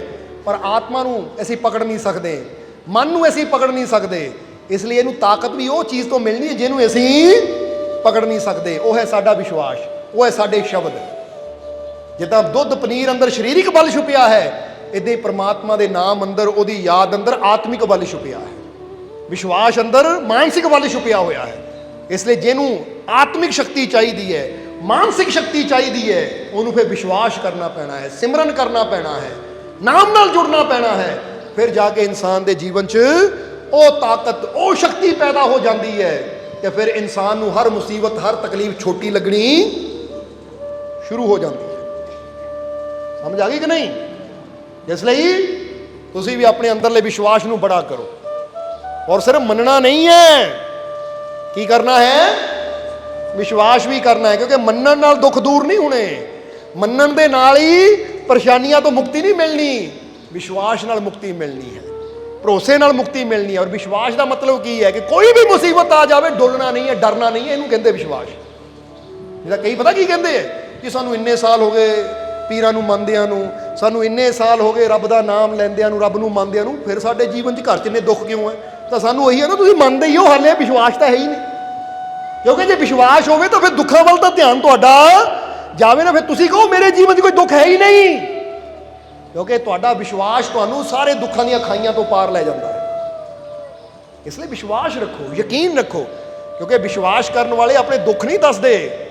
ਜ਼ਰਾ ਗੌਰ ਕਰਨ, ਇੱਕ ਗੱਲ ਤੁਹਾਨੂੰ ਕਹਿ ਦਈਏ ਸੀ, ਇੱਕ ਬੰਦਾ ਆ ਕੇ ਨਾ ਆਪਣਾ ਦੁੱਖ ਦੱਸਦਾ ਹੈ, ਤਾਂ ਵਿਸ਼ਵਾਸ ਕਰਨ ਵਾਲੇ ਆਪਣੇ ਦੁੱਖ ਨਹੀਂ ਦੱਸਦੇ, ਵਿਸ਼ਵਾਸ ਕਰਨ ਵਾਲੇ ਆਪਣੇ ਮਾਲਕ ਦੀਆਂ ਰਹਿਮਤਾਂ ਬਾਰੇ ਦੱਸਦੇ ਆ ਕਿ ਮੇਰੇ ਮਾਲਕ ਦੀਆਂ ਰਹਿਮਤਾਂ ਕਿੰਨੀਆਂ ਬੜੀਆਂ ਹੈ। ਜਿੱਦਾਂ ਕਿ ਸ਼ਬਦ ਵੀ ਤੁਸੀਂ ਸੁਣਦੇ ਹੋ, ਸੌਂਗ ਵੀ ਤੁਸੀਂ ਸੁਣਦੇ ਹੋ ਕਿ ਇਹ ਦੁਨੀਆ ਨੂੰ ਇਹ ਨਾ ਦੱਸੋ, ਕਹਿੰਦੇ ਖੁਦਾ ਨੂੰ, ਪਰਮਾਤਮਾ ਨੂੰ ਜਾਂ ਦੁਨੀਆ ਨੂੰ ਇਹ ਨਾ ਦੱਸੋ ਕਿ ਮੇਰੀ ਮੁਸ਼ਕਿਲਾਂ ਬੜੀ ਹੈ। ਬੋਲੋ ਸਮਝਦੇ ਹੋ ਕਿ ਨਹੀਂ? ਕਹਿੰਦੇ ਆਪਣੇ ਖੁਦਾ ਨੂੰ ਇਹ ਨਾ ਕਹੋ ਮੇਰੀ ਮੁਸ਼ਕਿਲਾਂ ਬੜੀ ਹੈ, ਬਲਕਿ ਮੁਸ਼ਕਿਲਾਂ ਨੂੰ ਇਹ ਦੱਸ ਦਿਓ ਮੇਰਾ ਖੁਦਾ ਕਿੱਡਾ ਵੱਡਾ ਹੈ, ਮੇਰਾ ਰੱਬ ਕਿੱਡਾ ਵੱਡਾ ਹੈ। ਮਜ਼ਾ ਤਾਂ ਫੇਰ ਹੈ ਨਾ। ਅੱਜ ਬੰਦਾ ਨਾ ਇਹਨੂੰ ਇਦਾਂ ਸਮਝ ਲਓ ਕਿ ਸਾਹਮਣੇੋਂ ਕੋਈ ਮੁਸੀਬਤ ਆ ਰਹੀ ਹੈ, ਉਹ ਰੱਬਾ ਮੁਸੀਬਤ ਆ ਰਹੀ ਹੈ, ਰੱਬਾ ਬਚਾ ਲੈ। ਤਾਂ ਦੂਜੇ ਪਾਸੇ ਜਰਾ ਹੁਣ ਗੌਰ ਕਰਨਾ, ਉਹ ਮੁਸੀਬਤ ਆ ਰਹੀ ਹੈ, ਬੰਦਾ ਜਾਂਦਾ ਸੀਨਾ ਤਾਣ ਕੇ ਖੜ ਜਾਂਦਾ ਹੈ ਮੁਸੀਬਤ ਮੂਹਰੇ, ਔਰ ਮੁਸੀਬਤ ਨੂੰ ਕਹਿੰਦਾ ਓਏ ਕਿੱਧਰ ਤੁਰੀ ਹੈ, ਤੈਨੂੰ ਪਤਾ ਮੈਂ ਕਿਹਦਾ ਬੱਚਾ ਆ, ਉਹ ਮੇਰਾ ਰੱਬ ਏਡਾ ਵੱਡਾ, ਤੂੰ ਮੇਰਾ ਕੀ ਵਿਗਾੜਨਾ ਹੈ, ਚੱਲ ਦੌੜ। ਤਾਂ ਮੁਸੀਬਤ ਉੱਥੇ ਦੌੜ ਜਾਂਦੀ ਹੈ। ਇਹਨੂੰ ਕਹਿੰਦੇ ਹੈ ਕਿ ਰੱਬ ਨੂੰ ਨਾ ਦੱਸੋ ਕਿ ਮੇਰੇ ਰਸਤੇ 'ਚ ਮੁਸੀਬਤ ਐਡੀ ਹੈ, ਬਲਕਿ ਮੁਸੀਬਤ ਮੂਹਰੇ ਸੀਨਾ ਤਾਣ ਕੇ ਖੜ ਜਾਓ, ਤੈਨੂੰ ਪਤਾ ਮੈਂ ਕਿਹਦਾ ਬੱਚਾ ਆ, ਮੇਰਾ ਰੱਬ ਕਿੱਡਾ ਵੱਡਾ ਹੈ, ਮੇਰਾ ਮਾਲਿਕ ਕਿੱਡਾ ਵੱਡਾ ਹੈ। ਉਹ ਤੁਹਾਡਾ ਵਿਸ਼ਵਾਸ ਦੇ ਕੇ ਉਹ ਮੁਸੀਬਤ ਹੀ ਦੌੜ ਜਾਏਗੀ। ਕਿਉਂਕਿ ਇਹ ਗੱਲ ਯਾਦ ਰੱਖੋ, ਜੇ ਬਿਮਾਰੀ ਵੀ ਕੋਈ ਆਂਦੀ ਹੈ ਨਾ ਤਾਂ ਬੰਦਾ ਮਾੜੇ ਜਿਹਾ ਗੋਡੇ 'ਚ ਦਰਦ, ਮਾੜੇ ਜਿਹਾ ਪੇਟ 'ਚ ਦਰਦ, ਰੱਬਾ ਮੇਰੇ ਆਹ ਦਰਦ ਹੈ, ਉਹ ਕਮਾਲ ਦੀ ਗੱਲ ਹੈ। ਦਰਦ ਨੂੰ ਕਹੋ ਓਏ ਤੂੰ ਕੀ ਚੀਜ਼ ਹੈ, ਮੇਰਾ ਰੱਬ ਬਹੁਤ ਬੜਾ, ਲੈ ਦੇਖ ਥੋੜੇ ਦਿਨਾਂ 'ਚ ਤੂੰ ਠੀਕ ਹੋ ਜਾਣਾ। ਤਾਂ ਵਾਕਿਆ ਬਿਮਾਰੀ ਠੀਕ ਹੋ ਜਾਂਦੀ ਹੈ। ਪਰ ਅਸੀਂ ਬਿਮਾਰੀਆਂ ਨੂੰ ਦੱਸਣ ਦੀ ਬਜਾਏ, ਮੁਸੀਬਤਾਂ ਨੂੰ ਦੱਸਣ ਦੀ ਬਜਾਏ ਕਿ ਮੇਰਾ ਮਾਲਿਕ ਕਿੱਡਾ ਵੱਡਾ ਹੈ, ਅਸੀਂ ਦਿਨ ਰਾਤ ਅਰਦਾਸਾਂ, ਦੁਆਵਾਂ, ਫਰਿਆਦਾਂ ਕਰ ਲੱਗ, ਰੱਬਾ ਮੇਰੇ ਜੀਵਨ 'ਚ ਮੁਸੀਬਤ ਬਹੁਤ ਬੜੀ ਹੈ। ਉਹ ਰੱਬ ਹੀ ਹੱਸਦਾ ਹੋਣਾ, ਕਮਾਲ ਦੀ ਗੱਲ ਹੈ, ਕਿੰਨੀ ਕੁ ਵੱਡੀ ਹੈ, ਮੇਰੇ ਤੋਂ ਵੀ ਬੜੀ ਹੈ ਜਿਹੜਾ ਮੈਨੂੰ ਦੱਸ ਰਿਹਾ ਹੈ। ਸਮਝਦੇ ਹੋ ਕਿ ਨਹੀਂ? ਇਸ ਲਈ ਇੱਕ ਗੱਲ ਹਮੇਸ਼ਾ ਯਾਦ ਰੱਖੋ, ਜਾਂਦੇ ਜਾਂਦੇ ਇੱਕ ਨੁਕਤਾ ਦੱਸ ਦਈਏ ਤੁਹਾਨੂੰ, ਕਦੀ ਵੀ ਰੱਬ ਤੋਂ ਆਪਣੀ ਔਕਾਤ ਦੇਖ ਕੇ ਨਾ ਮੰਗੋ, ਉਹਦੀ ਰਹਿਮਤ ਦੇਖ ਕੇ ਮੰਗੋ, ਉਹਦੀ ਸ਼ਾਨ ਦੇਖ ਕੇ ਮੰਗੋ। ਕਿਉਂਕਿ ਬੰਦੇ ਦੀ ਔਕਾਤ ਬੜੀ ਛੋਟੀ ਜਿਹੀ ਹੈ, ਪਰ ਉਹਦੀਆਂ ਸ਼ਾਨਾਂ ਬਹੁਤ ਬੜੀਆਂ ਆ। ਬੰਦਾ ਸਮਝਦੇ ਹੋ ਕਿ ਨਹੀਂ? ਬੰਦਾ ਮੰਗੋ, ਰੱਬਾ ਮੈਂ ਤਾਂ ਨਿਮਾਣਾ ਜਿਹਾ ਆ, ਨੀਚ ਜਿਹਾ ਆ, ਮੇਰੇ ਤੇ ਕਿਰਪਾ ਕਰ। ਤਾਂ ਕਿਰਪਾ ਵੀ ਇੰਨੀ ਕੁ ਮਿਲਣੀ ਹੈ, ਨੀਚ ਹੈ ਤਾਂ ਨਿੱਕੀ ਜਿਹੀ ਲੈ ਲੈ। ਫਿਰ ਰੱਬ ਨੂੰ ਕਹੋ, ਰੱਬਾ ਮੈਂ ਚਾਹੇ ਜਿੰਨਾ ਮਰਜ਼ੀ ਛੋਟਾ ਆ, ਪਰ ਤੂੰ ਬੇਅੰਤ ਹੈ, ਤੂੰ ਬਹੁਤ ਬੜਾ ਆ। ਮੇਰੀ ਔਕਾਤ ਨੂੰ ਦੇਖ ਕੇ ਨਾ ਦੇਵੀਂ, ਆਪਣੀ ਸ਼ਾਨ ਨੂੰ ਦੇਖ ਕੇ ਦੇਵੀਂ, ਆਪਣੀ ਰਹਿਮਤ ਨੂੰ ਦੇਖ ਕੇ ਦੇਵੀਂ ਕਿ ਤੇਰੀ ਸ਼ਾਨ ਬੇਅੰਤ ਹੈ। ਜਦੋਂ ਬੇਅੰਤ ਸ਼ਾਨਾਂ ਵਾਲੇ ਰੱਬ ਨੂੰ, ਉਹਦੀਆਂ ਸ਼ਾਨਾਂ ਨੂੰ ਦੇਖ ਕੇ ਮੰਗਾਂਗੇ ਤਾਂ ਸਾਡੀਆਂ ਮੁਸੀਬਤਾਂ ਤਾਂ ਬੜੀਆਂ ਛੋਟੀਆਂ ਉਹਦੇ ਸਾਹਮਣੇ। ਇਸ ਲਈ ਰੱਬ ਤੋਂ ਆਪਣੇ ਆਪ ਨੂੰ ਦੇਖ ਕੇ ਨਾ ਮੰਗੋ, ਕਿਉਂਕਿ ਤੁਸੀਂ ਬੜੇ ਛੋਟੇ ਹੋ ਉਹਦੇ ਸਾਹਮਣੇ। ਉਹਦੀ ਸ਼ਾਨ ਦੇਖ ਕੇ ਮੰਗੋ, ਉਹਦੀ ਸ਼ਾਨ ਦੇ ਵਿੱਚ ਤਾਂ ਪੂਰਾ ਬ੍ਰਹਿਮੰਡ ਸਮਾਇਆ ਹੋਇਆ ਹੈ। ਸਮਝ ਆ ਰਹੀ ਸਾਡੀ ਗੱਲ? ਇੱਕ ਛੋਟਾ ਜਿਹਾ ਨੁਕਤਾ ਹੈ। ਜਦ ਮੰਗੋ ਆਪਣੀ ਸ਼ਾਨ ਦੇ ਹਿਸਾਬ ਨਾਲ ਦੇ ਦੇ ਜੋ ਮੈਨੂੰ ਦੇਣਾ ਹੈ। ਤਾਂ ਜਦੋਂ ਆਪਣੀ ਸ਼ਾਨ ਦੇ ਹਿਸਾਬ ਨਾਲ ਦੇਗਾ ਤਾਂ ਇੰਨਾ ਦੇਗਾ ਕਿ ਤੁਹਾਡੇ ਤੋਂ ਸੰਭਾਲਿਆ ਜਾਣਾ ਨਹੀਂ। ਇਹਨੂੰ ਕਹਿੰਦੇ ਦਿੰਦਾ ਦੇ ਲੈਂਦੇ ਥਕ ਪਾਹੀ, ਜੁਗਾ ਜੁਗੰਤਰ ਖਾਹੀ ਖਾਹੀ, ਇਹਨੂੰ ਕਹਿੰਦੇ ਆ।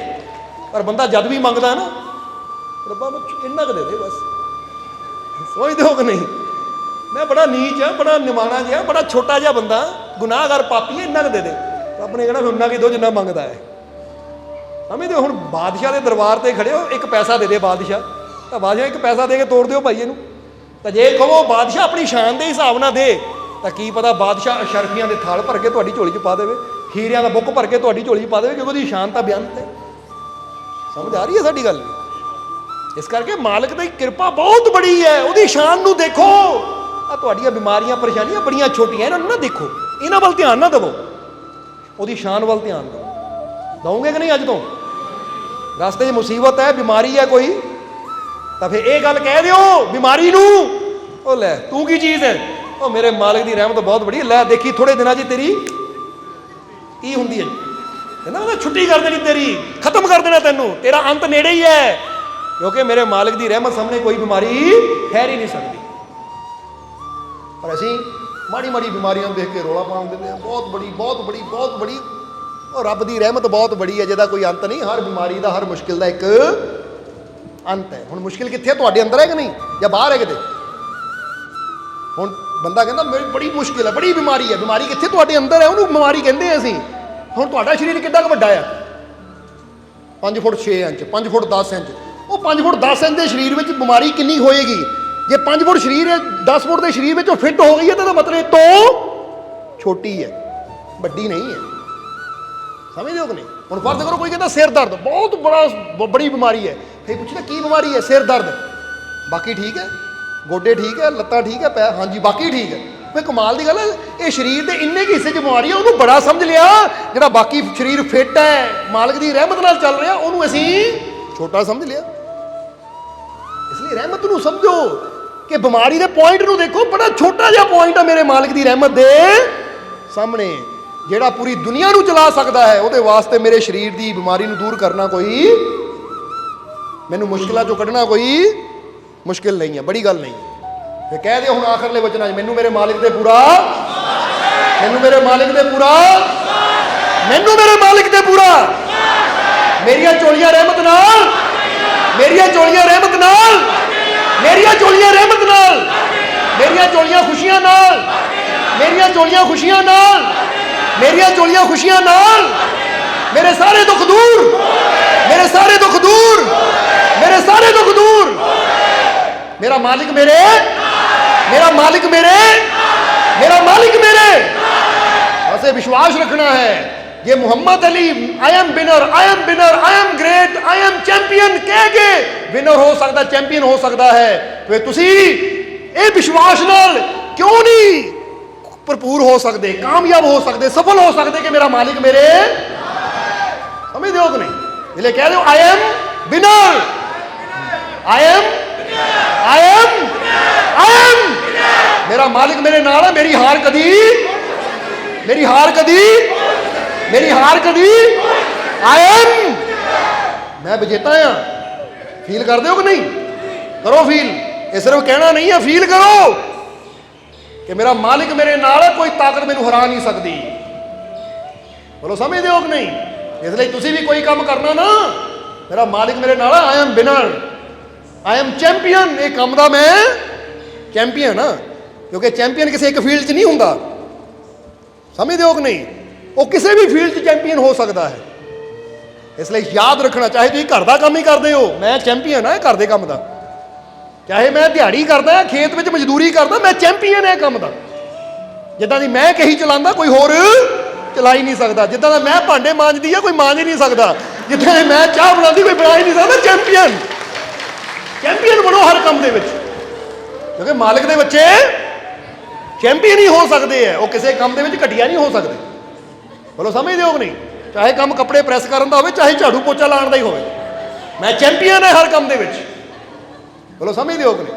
और एक गल होर कह दईए तुहानूं हुण झाड़ू पोचे तो एक गल होर साडे अंदर आ गई है कि अपने आप नूं ना जदों भी कोई गलती करो एक सज़ा दिया करो। गलती का मतलब जे मैं गुस्सा कर लिया, इदां पति पत्नी सैटिंग करो घर दे विच, कई कहंदे ना साडे घर च झगड़ा बड़ा रहिंदा है, साडे घर च लड़ाई बड़ी रहिंदी है, तो उत्थे दोने ही सैटिंग करन। पति कहे देख अज आपां सैटिंग करनी है कि जे मैं गुस्सा कीता, जे मैनू गुस्सा आया, जे मैं गुस्सा कीता तो याद रख कल नूं सारे घर च पोचा मैं लाना है या बर्तन मैं धोने हैं। तुसीं देखो कभी गुस्सा आएगा ही नहीं, क्योंकि जदों अपनी गलतियां नाल इस सज़ा जोड़ दिंदे हैं ना सज़ा, तो फिर बंदा वो गलती करन तो डरदा है। समझदे हो कि नहीं। इदां तुसीं अगर अपना सुधार करना चाहते हो तो याद रखो हमेशा ये साडे मन नूं एक आदत है, ये उदों तक गलती करनों बंद नहीं हुंदा जद तक इहनूं अगे सज़ा नज़र ना आवे। एक चोर चोरी करन तो कदों रुकेगा, जदों उहनूं पता चोरी करन दी आ सज़ा है। समझ आ गई नहीं। हुण जरा सोचो जे चोरी करन दी कोई सज़ा ना होवे फिर की होवे। अज लोग तुरे जाते बंदे इत्थों मोबाइल या चैनियां ला के तुर पैंदे, फिर तो दुकानां अंदर घुस घुस के लोग उत्ते चोरियां करके जाई जाणगे, सज़ा ही कोई नहीं, क्योंकि डर ही सानू गुनाह तो रोकता है। हमें कतल करन तो बंदा क्यों डरदा है, नहीं तो कई बार बंदे नूं इन्ना गुस्सा आंदा दिल करदा गल ही घुट देवां, पर बंदा डरदा यार जे गल घुट दिता इहनूं मार दिता जेल जाना पैना है, 14 साल की सज़ा या फांसी भी हो सकती है। वो डर बंदे नूं रोकदा है, रोकदा कि नहीं कि पुलिस फड़ के लै जाएगी। तो जे डर ही ना होवे तो बंदा फिर तो तीजे चौथे दिन किसी ना किसी गल ही घुटदा फिर। इसलिए जदों असीं इदां पता है मैं झूठ बोलण की मैनूं आदत है, तो फिर बंदा कहे जे मैं झूठ बोलिया तो मैं अपने आप को आ चंगी सज़ा देनी है। चंगी सज़ा मतलब जे मेरा भी फायदा होवे तो मेरे घरदियां दा भी फायदा हो। चंगी सज़ा का मतलब कि चाहे बर्तन धोण की सज़ा होवे, पोचे लाने की सज़ा होवे, रोटी बनाने की सज़ा होवे, या घर का कोई काम करने की सज़ा होवे। बोलो समझदे हो कि नहीं। कोई भी, क्योंकि इत्थे हुण एक्सप्लेन असीं करांगे तो टाइम ज़्यादा लग जाएगा, बस तुसीं आपे ही समझ लो कि मैं कोई भी गलती करनी, मैनूं गुस्सा आवे या मैं झूठ बोलां, या मैं फर्ज करो बंदा कहता मैं कोई नशा छड्डना चाहता, बीड़ी सिगरट छड्डना चाहता, जे मैं पीती तो मैं आ काम करना है। तो समझते हो कि नहीं। सज़ा देनी है कि मैनू आ चीज़, पर बंदा आप ही बचता है उस चीज़ तो। समझते हो कि नहीं। या फिर कई बार की करो कि ਜਿਹੜੇ बीड़ी सिगरट पीने वाले ने काम करिया करो, वो बंडल ना पूरा खरीदिया करो, सिगरट की डब्बी ना पूरी लिया करो। वो चुनाव करो कि अपने घर तो 10 किलोमीटर दूर या 15 किलोमीटर दूर या 5 किलोमीटर दूर की दुकान तो मैं लैनी और जाना पैदल है, और उत्थे जाके इक्को ही लैनी है। तो फिर जरा सोचो हुण 5 किलोमीटर दूर जाना पवे एक बीड़ी पीण वास्ते, बंदा छड्ड यार कल पी लवांगे अज रहण दे, किहड़ा 5 किलोमीटर चल के जावे। आप ही छुट गए कि नहीं। कुछ संकल्प लेने पैंदे, कुछ फैसले करने पैंदे, फिर चीज़ों का सुधार होंदा है। जब तक असीं जीवन 'च संकल्प ना लवांगे, फैसले ना करांगे, साडा सुधार कदी हो ही नहीं सकता।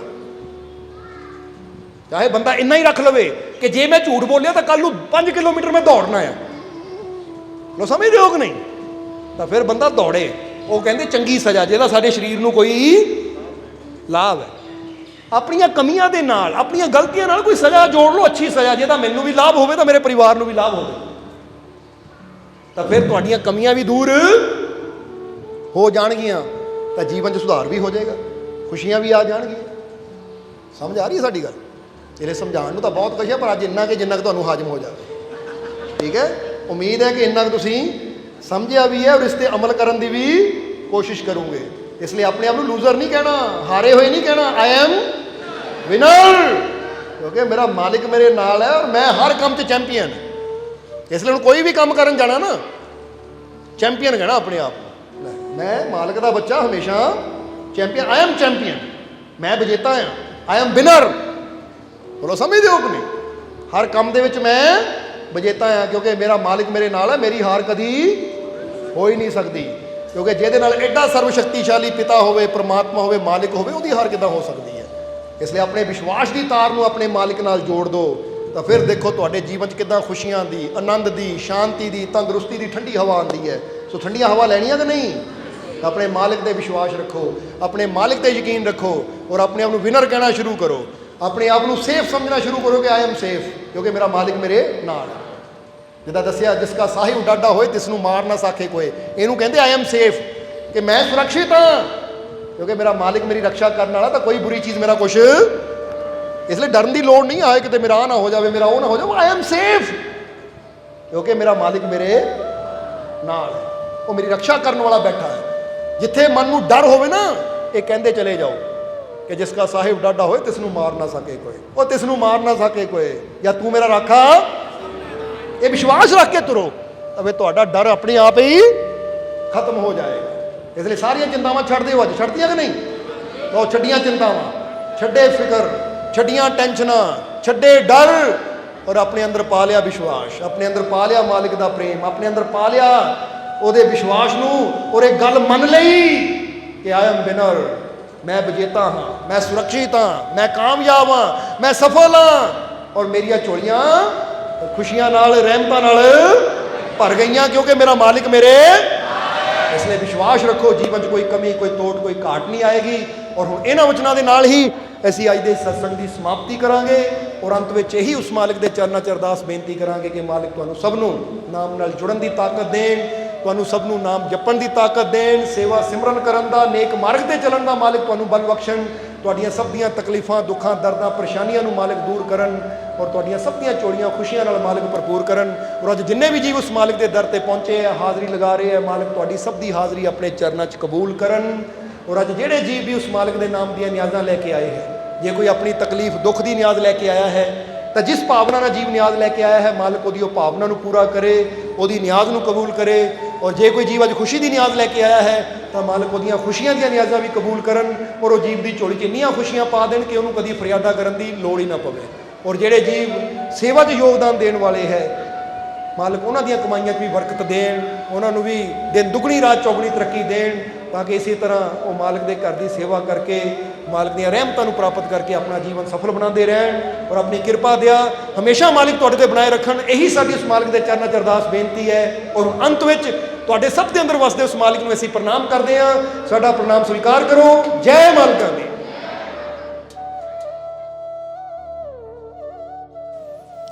सब्सक्राइब कीजिए सर्व संध्या दरबार कांटिया शरीफ चैनल को और बेल आइकन दबाइए मालिक जी के लेटेस्ट सत्संग की वीडियो को सबसे पहले देखने के लिए।